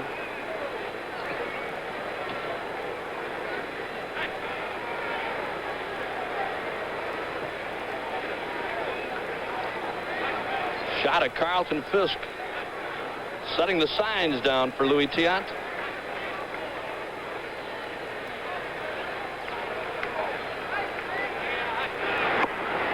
He's run the count full, 3-2. At this point in the ball game, it might be interesting to note that both managers, Darrell Johnson of the American League and Sparky Anderson of the National League, each have used exactly 19 players with 9 remaining.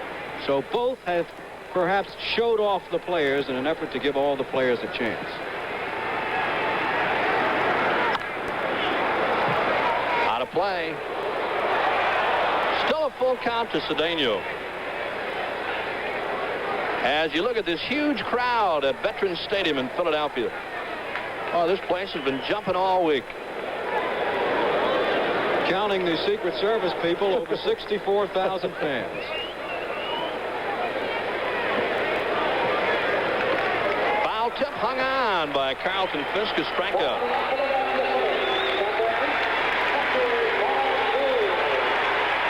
Bob Boone approaches. Don't forget, on ABC this Saturday, Olympic coverage begins at 2:30 Eastern Time, the opening ceremonies. Then on ABC's Wide World of Sports, the Foreman-Frazier fight, 5 o'clock Eastern Pacific, 4 o'clock Central. And then at 8:30 Saturday night, highlights of the opening ceremonies and a preview of the Olympics. That's this Saturday on ABC. In the air, playable. Mark Belanger, the shortstop, in short center field, puts it away, and the side's retired. The Nationals get nothing in the 6th. At the end of 6 full innings of play, National League 4, American League 1. Half of the 7th inning now, and here's Warner Wolf. All right, thank you, Bob. Freddie Lynn to lead off here in the 7th. The American League trailing 4-1. Lynn homered to right field off Seaver in the 4th inning. Lynn followed by Belanger and a pinch hitter for Tiant. Al Oliver has moved over to left field. Cedeno in center, and Griffey comes into the ball game to play right field for the National League. The infield has Perez at first, then 3 Philadelphia Phillies. Cash at second, Boa at short, Schmidt at third, and Boone behind the plate with the Count of Montefusco on the mound. Outside for a ball. Rick Rhoden of the National League warming up from the Dodgers. Young gentleman from Long Branch, New Jersey. And that's it for Freddie Lynn. So Lynn fans, and that'll bring up Mark Belanger. You know, I was interested, Bob.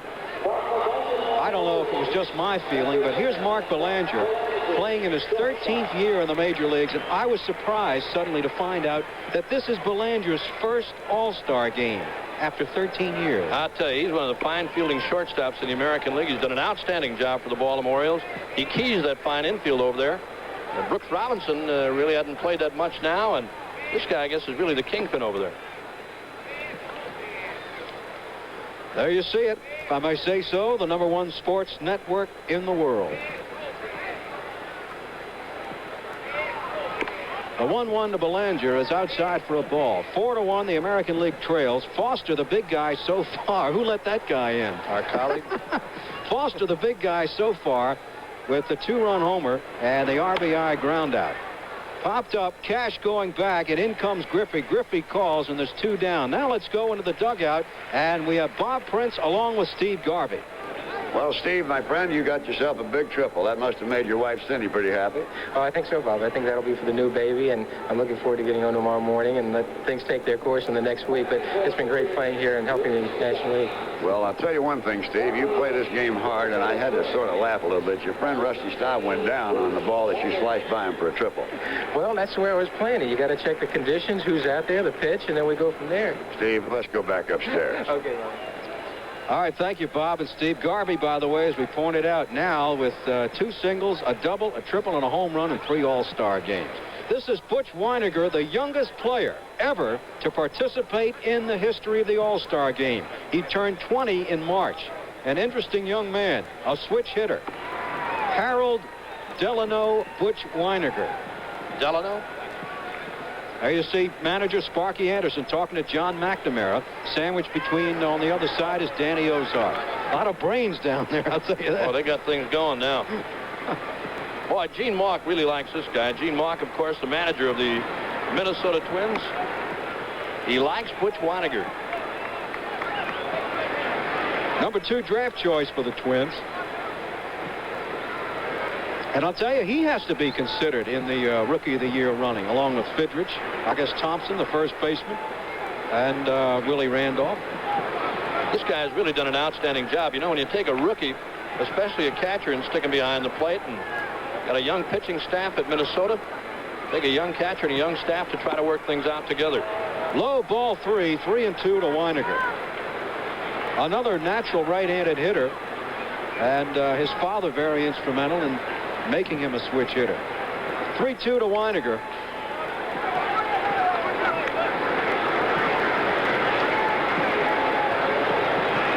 President Ford here to throw out the first ball has moved into the box of Vice President of the Phillies, William Giles.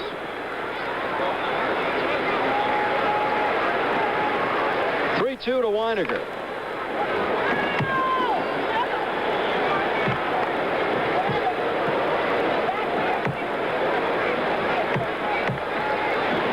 So far, the American League shut out except for the home run to right field by Freddie Lynn off Tom Seaver.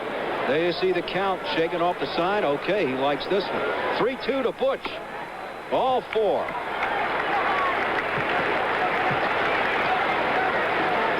You know, here's a kid. We spoke to him before the game. He said, look, I didn't even know if I was going to be on the ball club. Then he said, when I made it to the ball club, I didn't know if I was going to stick around. When they passed June 15th, he was happy to be there, and now he's in an all-star game. Really, just an incredible first 6 months for Butch Weiniger on first base. Here's Phil Garner, the second baseman of the Oakland A's, and, of course, Garner in there for Willie Randolph, who was injured on a pickoff play a couple weeks ago in New York.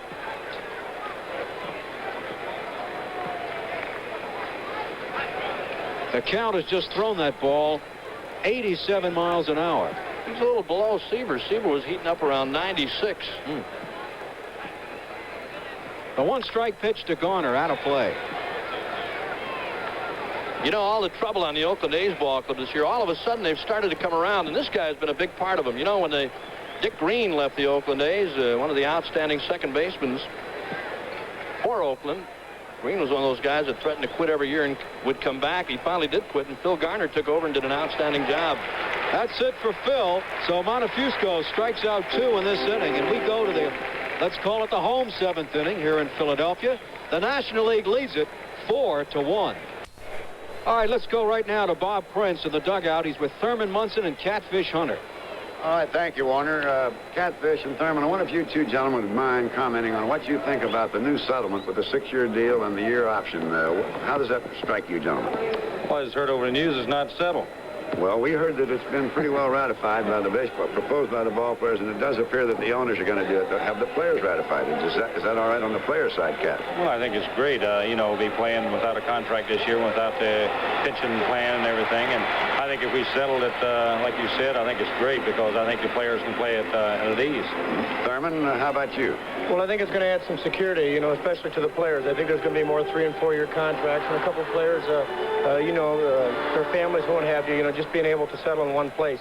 I think the owners, you know, really believe now that the Players Association is a real thing. You know, we're a strong unit, and you know, it's just going to be a little bit, you know, cohesive now instead of, each person going in their own direction. Okay, Thurman Munson, catfish hunter of the New York Yankees. Now let's go back upstairs.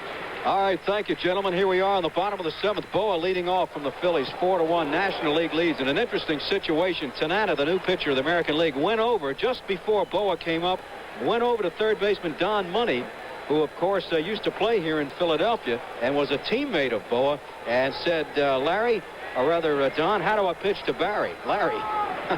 Well, this is the way.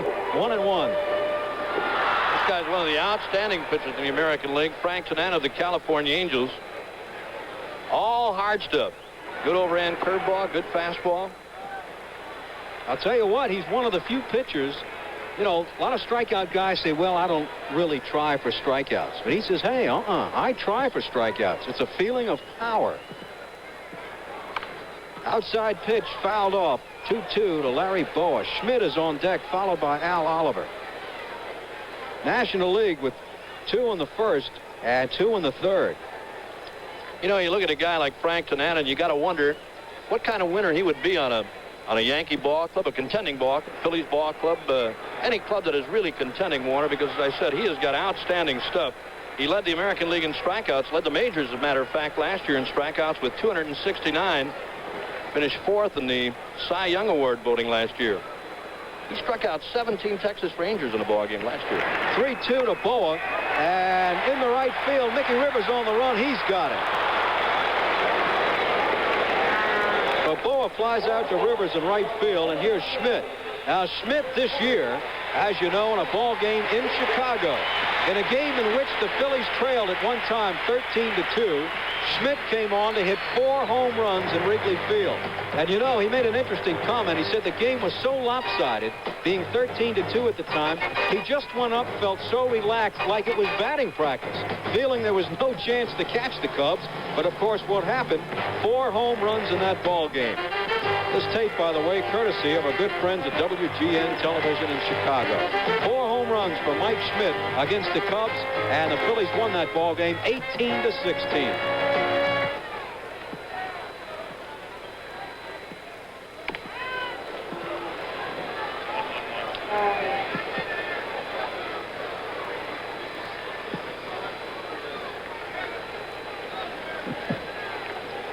One to Schmidt.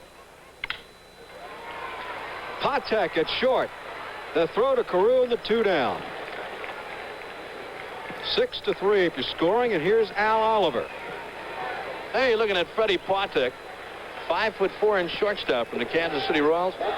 Size means nothing when you're talking about this guy. He has got to be one of the strongest throwing arms of any shortstop that I have ever seen.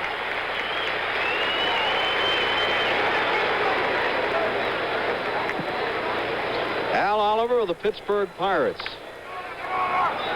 And there's Carew, the flip to Tanana, and that's it for the National League All-Stars in the bottom of the 7th. So, as we move on to the top of the 8th inning, as we see American League manager Darrell Johnson, the score, it's the National League 4, the American League 1. We'll be back with more of the 1976 All-Star Game after this word from our local stations. Also, changes in the field for the American League. Actually, for the National League. At shortstop, Russell goes in at shortstop. Now that means, excluding the pitchers, the only National League players who have not been in this ball game, and here we are in the 8th inning, Swisher, Bake McBride, and Ron Say. Otherwise, Sparky Anderson has used everyone, excluding the pitchers. Rivers will lead off for the American League. In fact, for Darrell Johnson, excluding the pitchers except for Chris Chambliss and Amos Otis, everyone has played.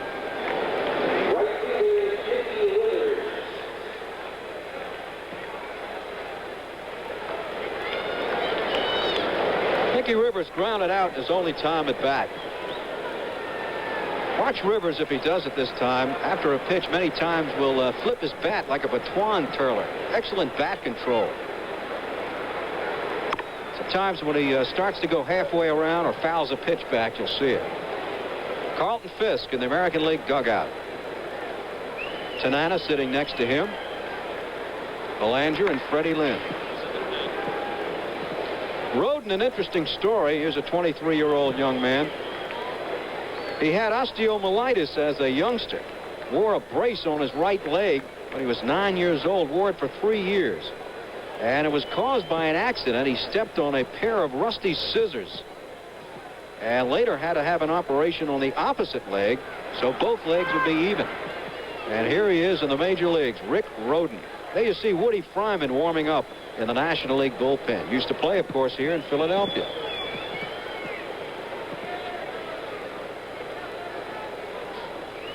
Inside to Rivers. Maybe you saw the Olympic arm patch on Woody Fryman, of course, from the Montreal Expos, where we will be beginning Saturday. Olympic coverage here on ABC. The 2-2 to Rivers. Out of play. In case you just joined us, the American League, only run of the night, a home run by Freddie Lynn. There you see the symbol, the Olympic symbol, on the right shoulder of Woody Fryman. The National League, the 2-run homer by Foster. Garvey tripled in Rose, and then Garvey scored on a ground ball by Foster, and that's it, 4-1. We're in the 8th inning. Jones, Seaver, Montgomery, and now Rhoden for the National League. This is Mickey Rivers with a 2-2 count. And Rhoden off the mound. He'll have to hurry, and he's safe. Put it in your pocket. See that one coming all the way as soon as Mickey Rivers hit that high chopper to the right of the mound. Rhoden got off the mound quickly. Look at Mickey Rivers chop down on that ball. That high hopper. Rick Rhoden, forget it, Rick. No chance on AstroTurf. Wow. Maybe on natural grass, Rhoden has a chance. Here's Yastrzemski, who popped out in the 6th inning. Well, you know, you're talking about grass and the artificial turf. That ball on the grass, it kills. It lays around there. The catcher might be able to make a play on it even. Not on the artificial turf, as you said. Rivers normally a threat to steal, but of course probably will not do so with the American League trailing 4-1 here in the 8th inning. Carl Yastrzemski, certainly one of the greatest hitters in the history of baseball. Missed one batting title by 2 ten-thousandths of a point when Alex Johnson beat him out.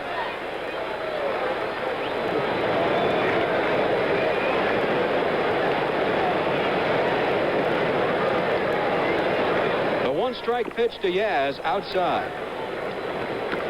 Carew is on deck, followed by Brett, unless, of course, Harold Johnson makes some substitutions. He has Chambliss and Otis, who have not played, excluding the pitchers. There you see Carew.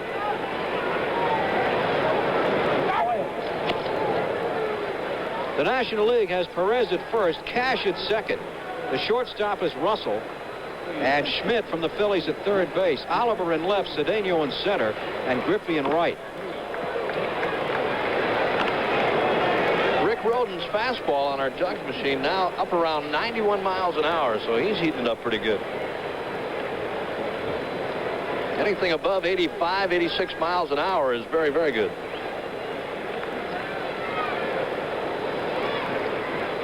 And Yastrzemski could be 2. Russell to Perez. Double play. And Rivers took out Russell, but Russell made the double play anyway. Really an excellent play by Russell, as you'll see Rivers really knock him over. Now look at Russell. Here's Rivers. And Russell is hit actually before the throw, but still gets it off for the double play. I want to tell you, I believe he misjudged the speed of Mickey Rivers that time, Warner, because he had the throw in plenty of time as he comes across the bag, but Rivers is right there and almost really ripped him apart. 2 down, and here's Carew. Carew 0 for 2 tonight. Grounded into a double play in the 1st inning and grounded out in the 3rd. He walked in the 6th.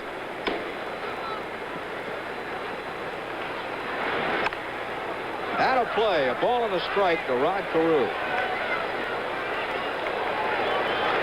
3rd double play for the National League. There you see Carl Yastrzemski.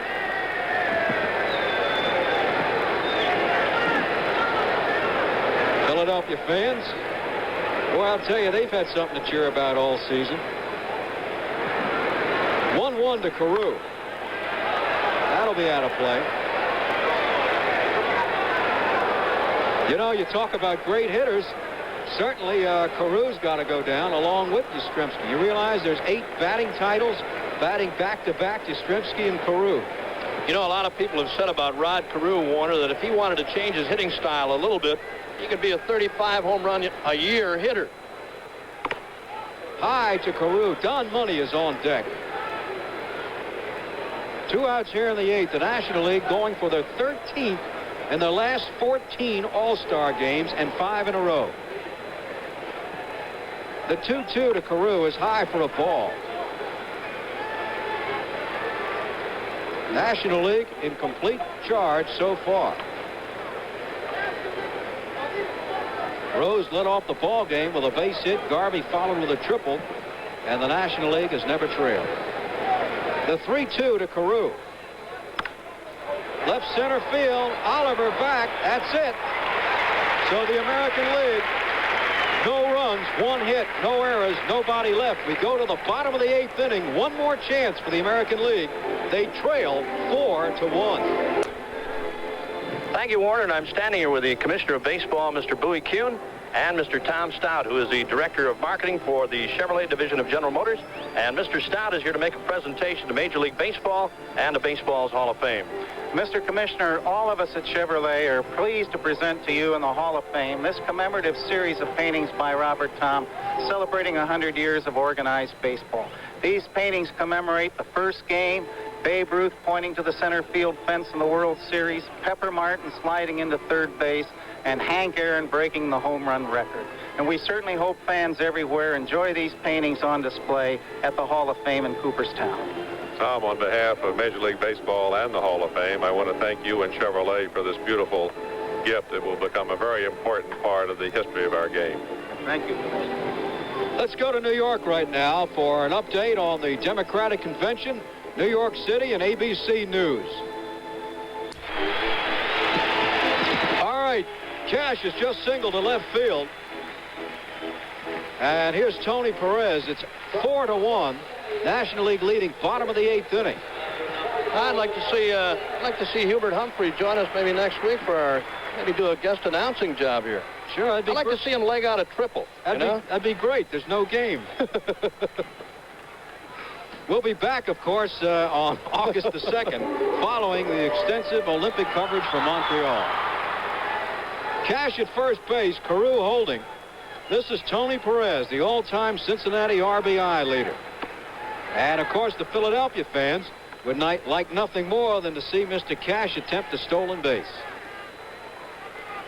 Frank Tanana working for the American League. There you see Cash. Tanana followed Fidrich, Hunter, and Louis Tiant. The 1-ball pitch to Tony Perez. In case you joined us, Fidrich stands to be the losing pitcher at this moment. He went 2 innings and really was not as effective as we had seen him before, allowing 4 hits, including the 2-run homer to Foster, a triple to Garvey, a single to Rose. Hunter gave up the 2-run homer to Foster. So the 2 runs on 4 hits charged to Fidrich. Hunter went 2 innings, 2 hits, 2 runs. Tiant, the most effective pitcher so far for the American League, 2 innings, 1 hit, no runs. Force warming up in the National League bullpen. Fingers in the American League bullpen. Low, a ball to Tony Perez. 2 balls and a strike. Once again, everyone has played for the American League, excluding the pitchers, except for Chambliss and Otis. For the National League, everyone has played, excluding the pitchers, except for Swisher, Say, and McBride. 2-ball strike pitch to Tony Perez. And that'll be ball 3, throw down the first.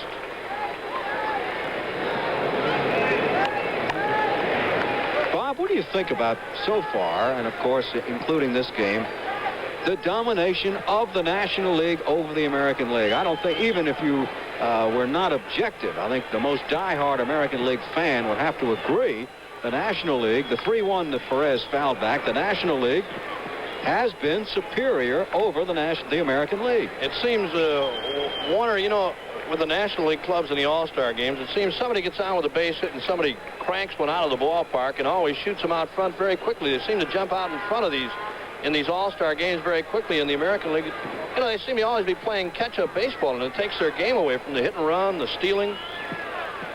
3-2 to Perez is high for ball 4.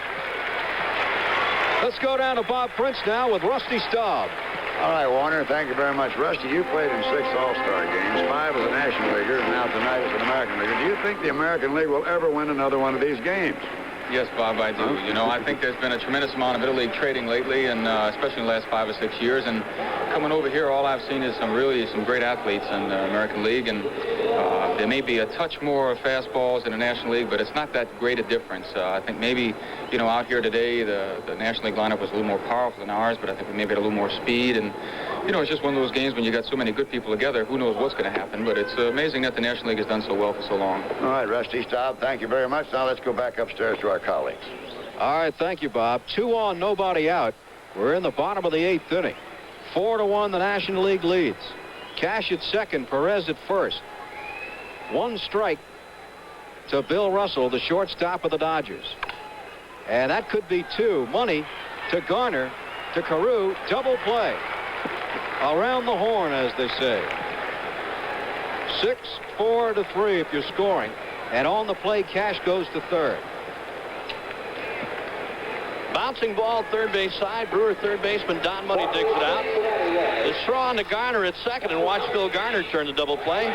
That's the first tonight for the American League. The National League has turned 3 in the ball game. Let's make that 5-4-3 if you're scoring. Here's Griffey of the Cincinnati Reds, one of the 7 Reds playing tonight. 7 Reds and 5 Phillies. 12 of the 28 players either a Red or a Philly, and not 1 pitcher. That tells you something about the power of the starting team on both ball clubs. And, of course, let's face it, certainly, barring a collapse, you've got to figure those 2 clubs are going to meet for the National League pennant.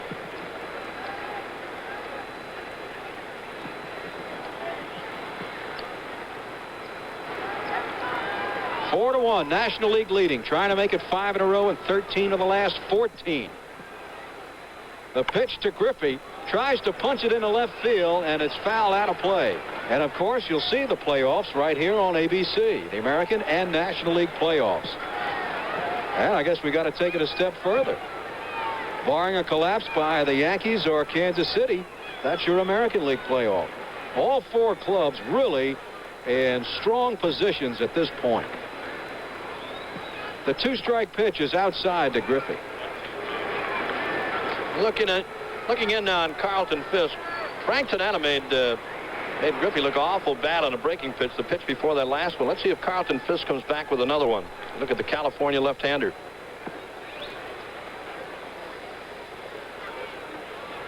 The 2-strike, 1-ball pitch to Griffey, and a base hit in the left center field. Cash scores, and the National League leads 5-1. And now 4 of the 5 runs batted in for the National League have been batted in by the Cincinnati Reds. 3 by Foster, 1 by Griffey, the other by Steve Garvey. There you see Carew and Griffey. And by the way, speaking of those playoffs, this will be the first time in the history of the playoffs that all the playoffs will be seen at night during prime time. Of course, some of the day, but the night games will be in prime time. 5-1, National League leading. Here's Cesar Cedeno. Tanana to the stretch. Griffey at first, 2 outs inside.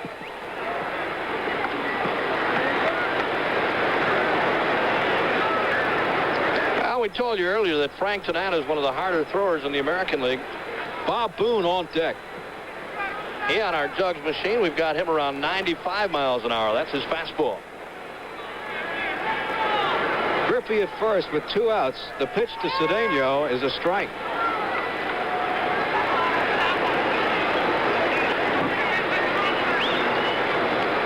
Gum-chewing Frank Tanana.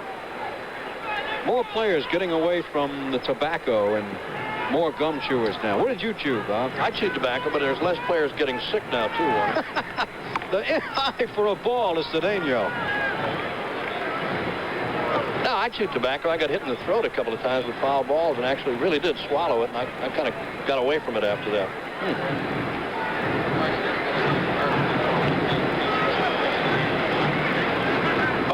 8th, 5-1 National League. The 2-ball, 1-strike pitch to Cesar Cedeno. Griffey at first. Outside for a ball.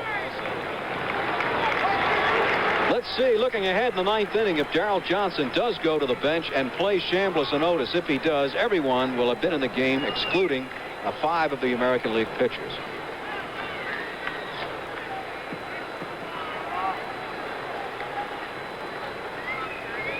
National League, to take it a step farther even, they have won 23 of the last 29 All-Star games, just completely dominating the All-Star Classic. And it didn't start out that way. American League won 12 of the first 16.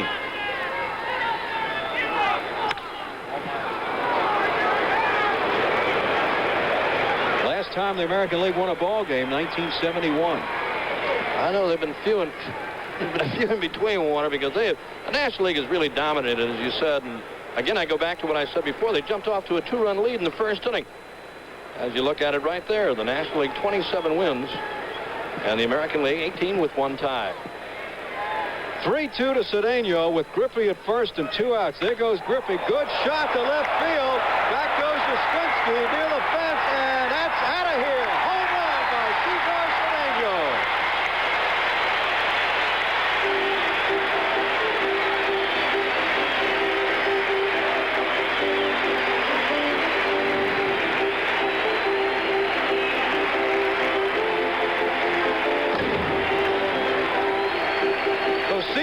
Cedeno with a 2-run homer breaks it wide open. A 3-2 Frank Tanana fastball, and Cedeno got it all. You'll see Yastrzemski go back to the wall. No chance for this one. It's now 7-1 National League over the American League, and again the home run ball has really hurt him. You know, Bob, you said a Frank Tanana fastball. I thought you were going to say a Frank Tanana fatball because that's what that was, right down the middle. 91 miles an hour, and I think it went out twice as fast. You know, you talk about the guys, some guy really heating up one. You brought out a good point. You don't have to swing that hard. You don't have to hit a ball that hard. If they throw in the off-speed stuff, you got to furnish a lot of your own power. But Cedeno hit that ball nice. Here's Bob Boone, the Phillies catcher, and of course the partisan Philly fans booed Johnny Bench when he was introduced, in case you missed it, because they felt Boone should have been the starting catcher. I thought it was interesting that Bench himself, the man and gentleman that he is, said, look, if I was a Philadelphia fan, I would agree with them. After all, the guy is out hitting me by 75 points. Right field, Mickey Rivers has it in range, and that's it for the National League, but they scored twice on the 2-run shot by Cesar Cedeno. And we go to the 9th inning with the National League leading 7-1.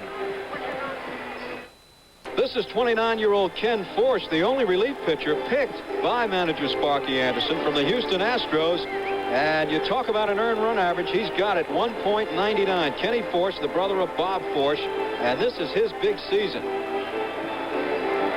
Ken Force of the Houston Astros. Ron Say has gone in to play third base for the National League, so that means only Swisher and McBride have not appeared for the National League. There you see the Penguin. And Chris Chambliss apparently will get a shot. He came out of the dugout and went back in. This is Don Money. And for the American League, Chambliss and Otis, excluding 5 pitchers, are the only fellas not to play tonight.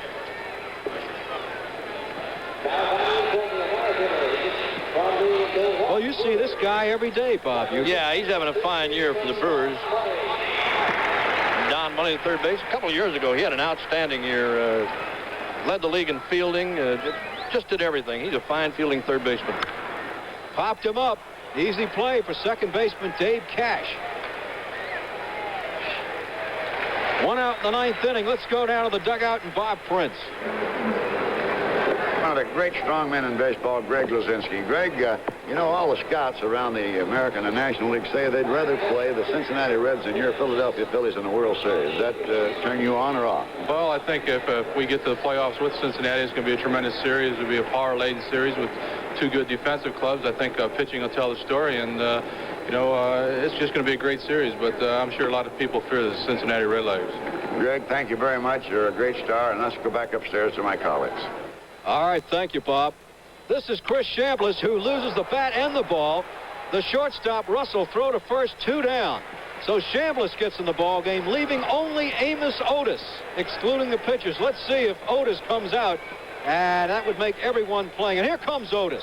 So I think a fine gesture. Watch it again. Watch the replay. A broken bat. Watch the gun on Bill Russell, the Dodgers shortstop, as he throws out Chris Chambliss from the left side by a step and a half. 2 down, and here's Amos Otis. So the entire bench is cleaned out for the American League. And, of course, Willie Randolph, who was named to the club, could not play because he was injured. So I think in all respect to the losing manager, Darrell Johnson, at least he did play everyone that he could. Everyone except 5 remaining pitchers. Otis hitting at .281, 12 home runs this season, 53 runs batted in. Amos Otis. 7-1, National League leading, 2 outs in the 9th.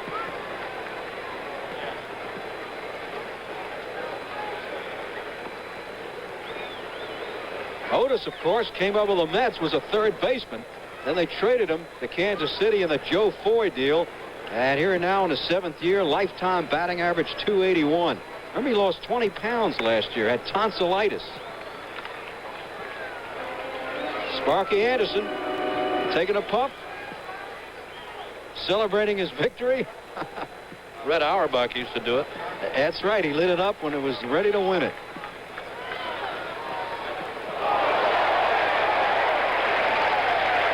Souvenir for somebody. There you see, I believe that's Dick Ruthman, isn't it? Former Philly, now working for the Braves. And the pitch to Otis strikes him out. The ball game is over. The National League wins again. Let's go to Bob Prince. All right. Thank you very much, Warner. Here I am with Sparky Anderson. Sparky, in your mind, does this prove that the National League is superior to the American League? If I answer that, Bob, I get killed. It's just great to win, and really, the National League is a great, great league. I'll say that. And I don't know of another league in baseball that's better. All right. Sparky Anderson, the winning manager of the world champion Cincinnati Reds. Let's go back upstairs to my colleagues. All right, the final scores. The National League wins at 7-1. We'll be back after this message and a word from our local stations. To Bob Prince and the most valuable player of the 47th All-Star Game. Thank you very much, Warner Wolf. And Monty Irvin, a great Hall of Famer in his own right, representing the Commissioner of Baseball for this very valued award. George, because you're having a great season and because you played so well, I want to present to you the Commissioner's Award, presented year after year by the Gillette Safety Razor Company. Our congratulations to you and continued good luck for the rest of the year. Thank you very much. I really feel honored to receive this award, and I thought to thank the fans for selecting me as an All-Star, and I thank God for giving me this chance to play this game. Thank you. Well, thank you very, very much. Monty Irvin and George Foster, the most valuable player of the 1976 All-Star.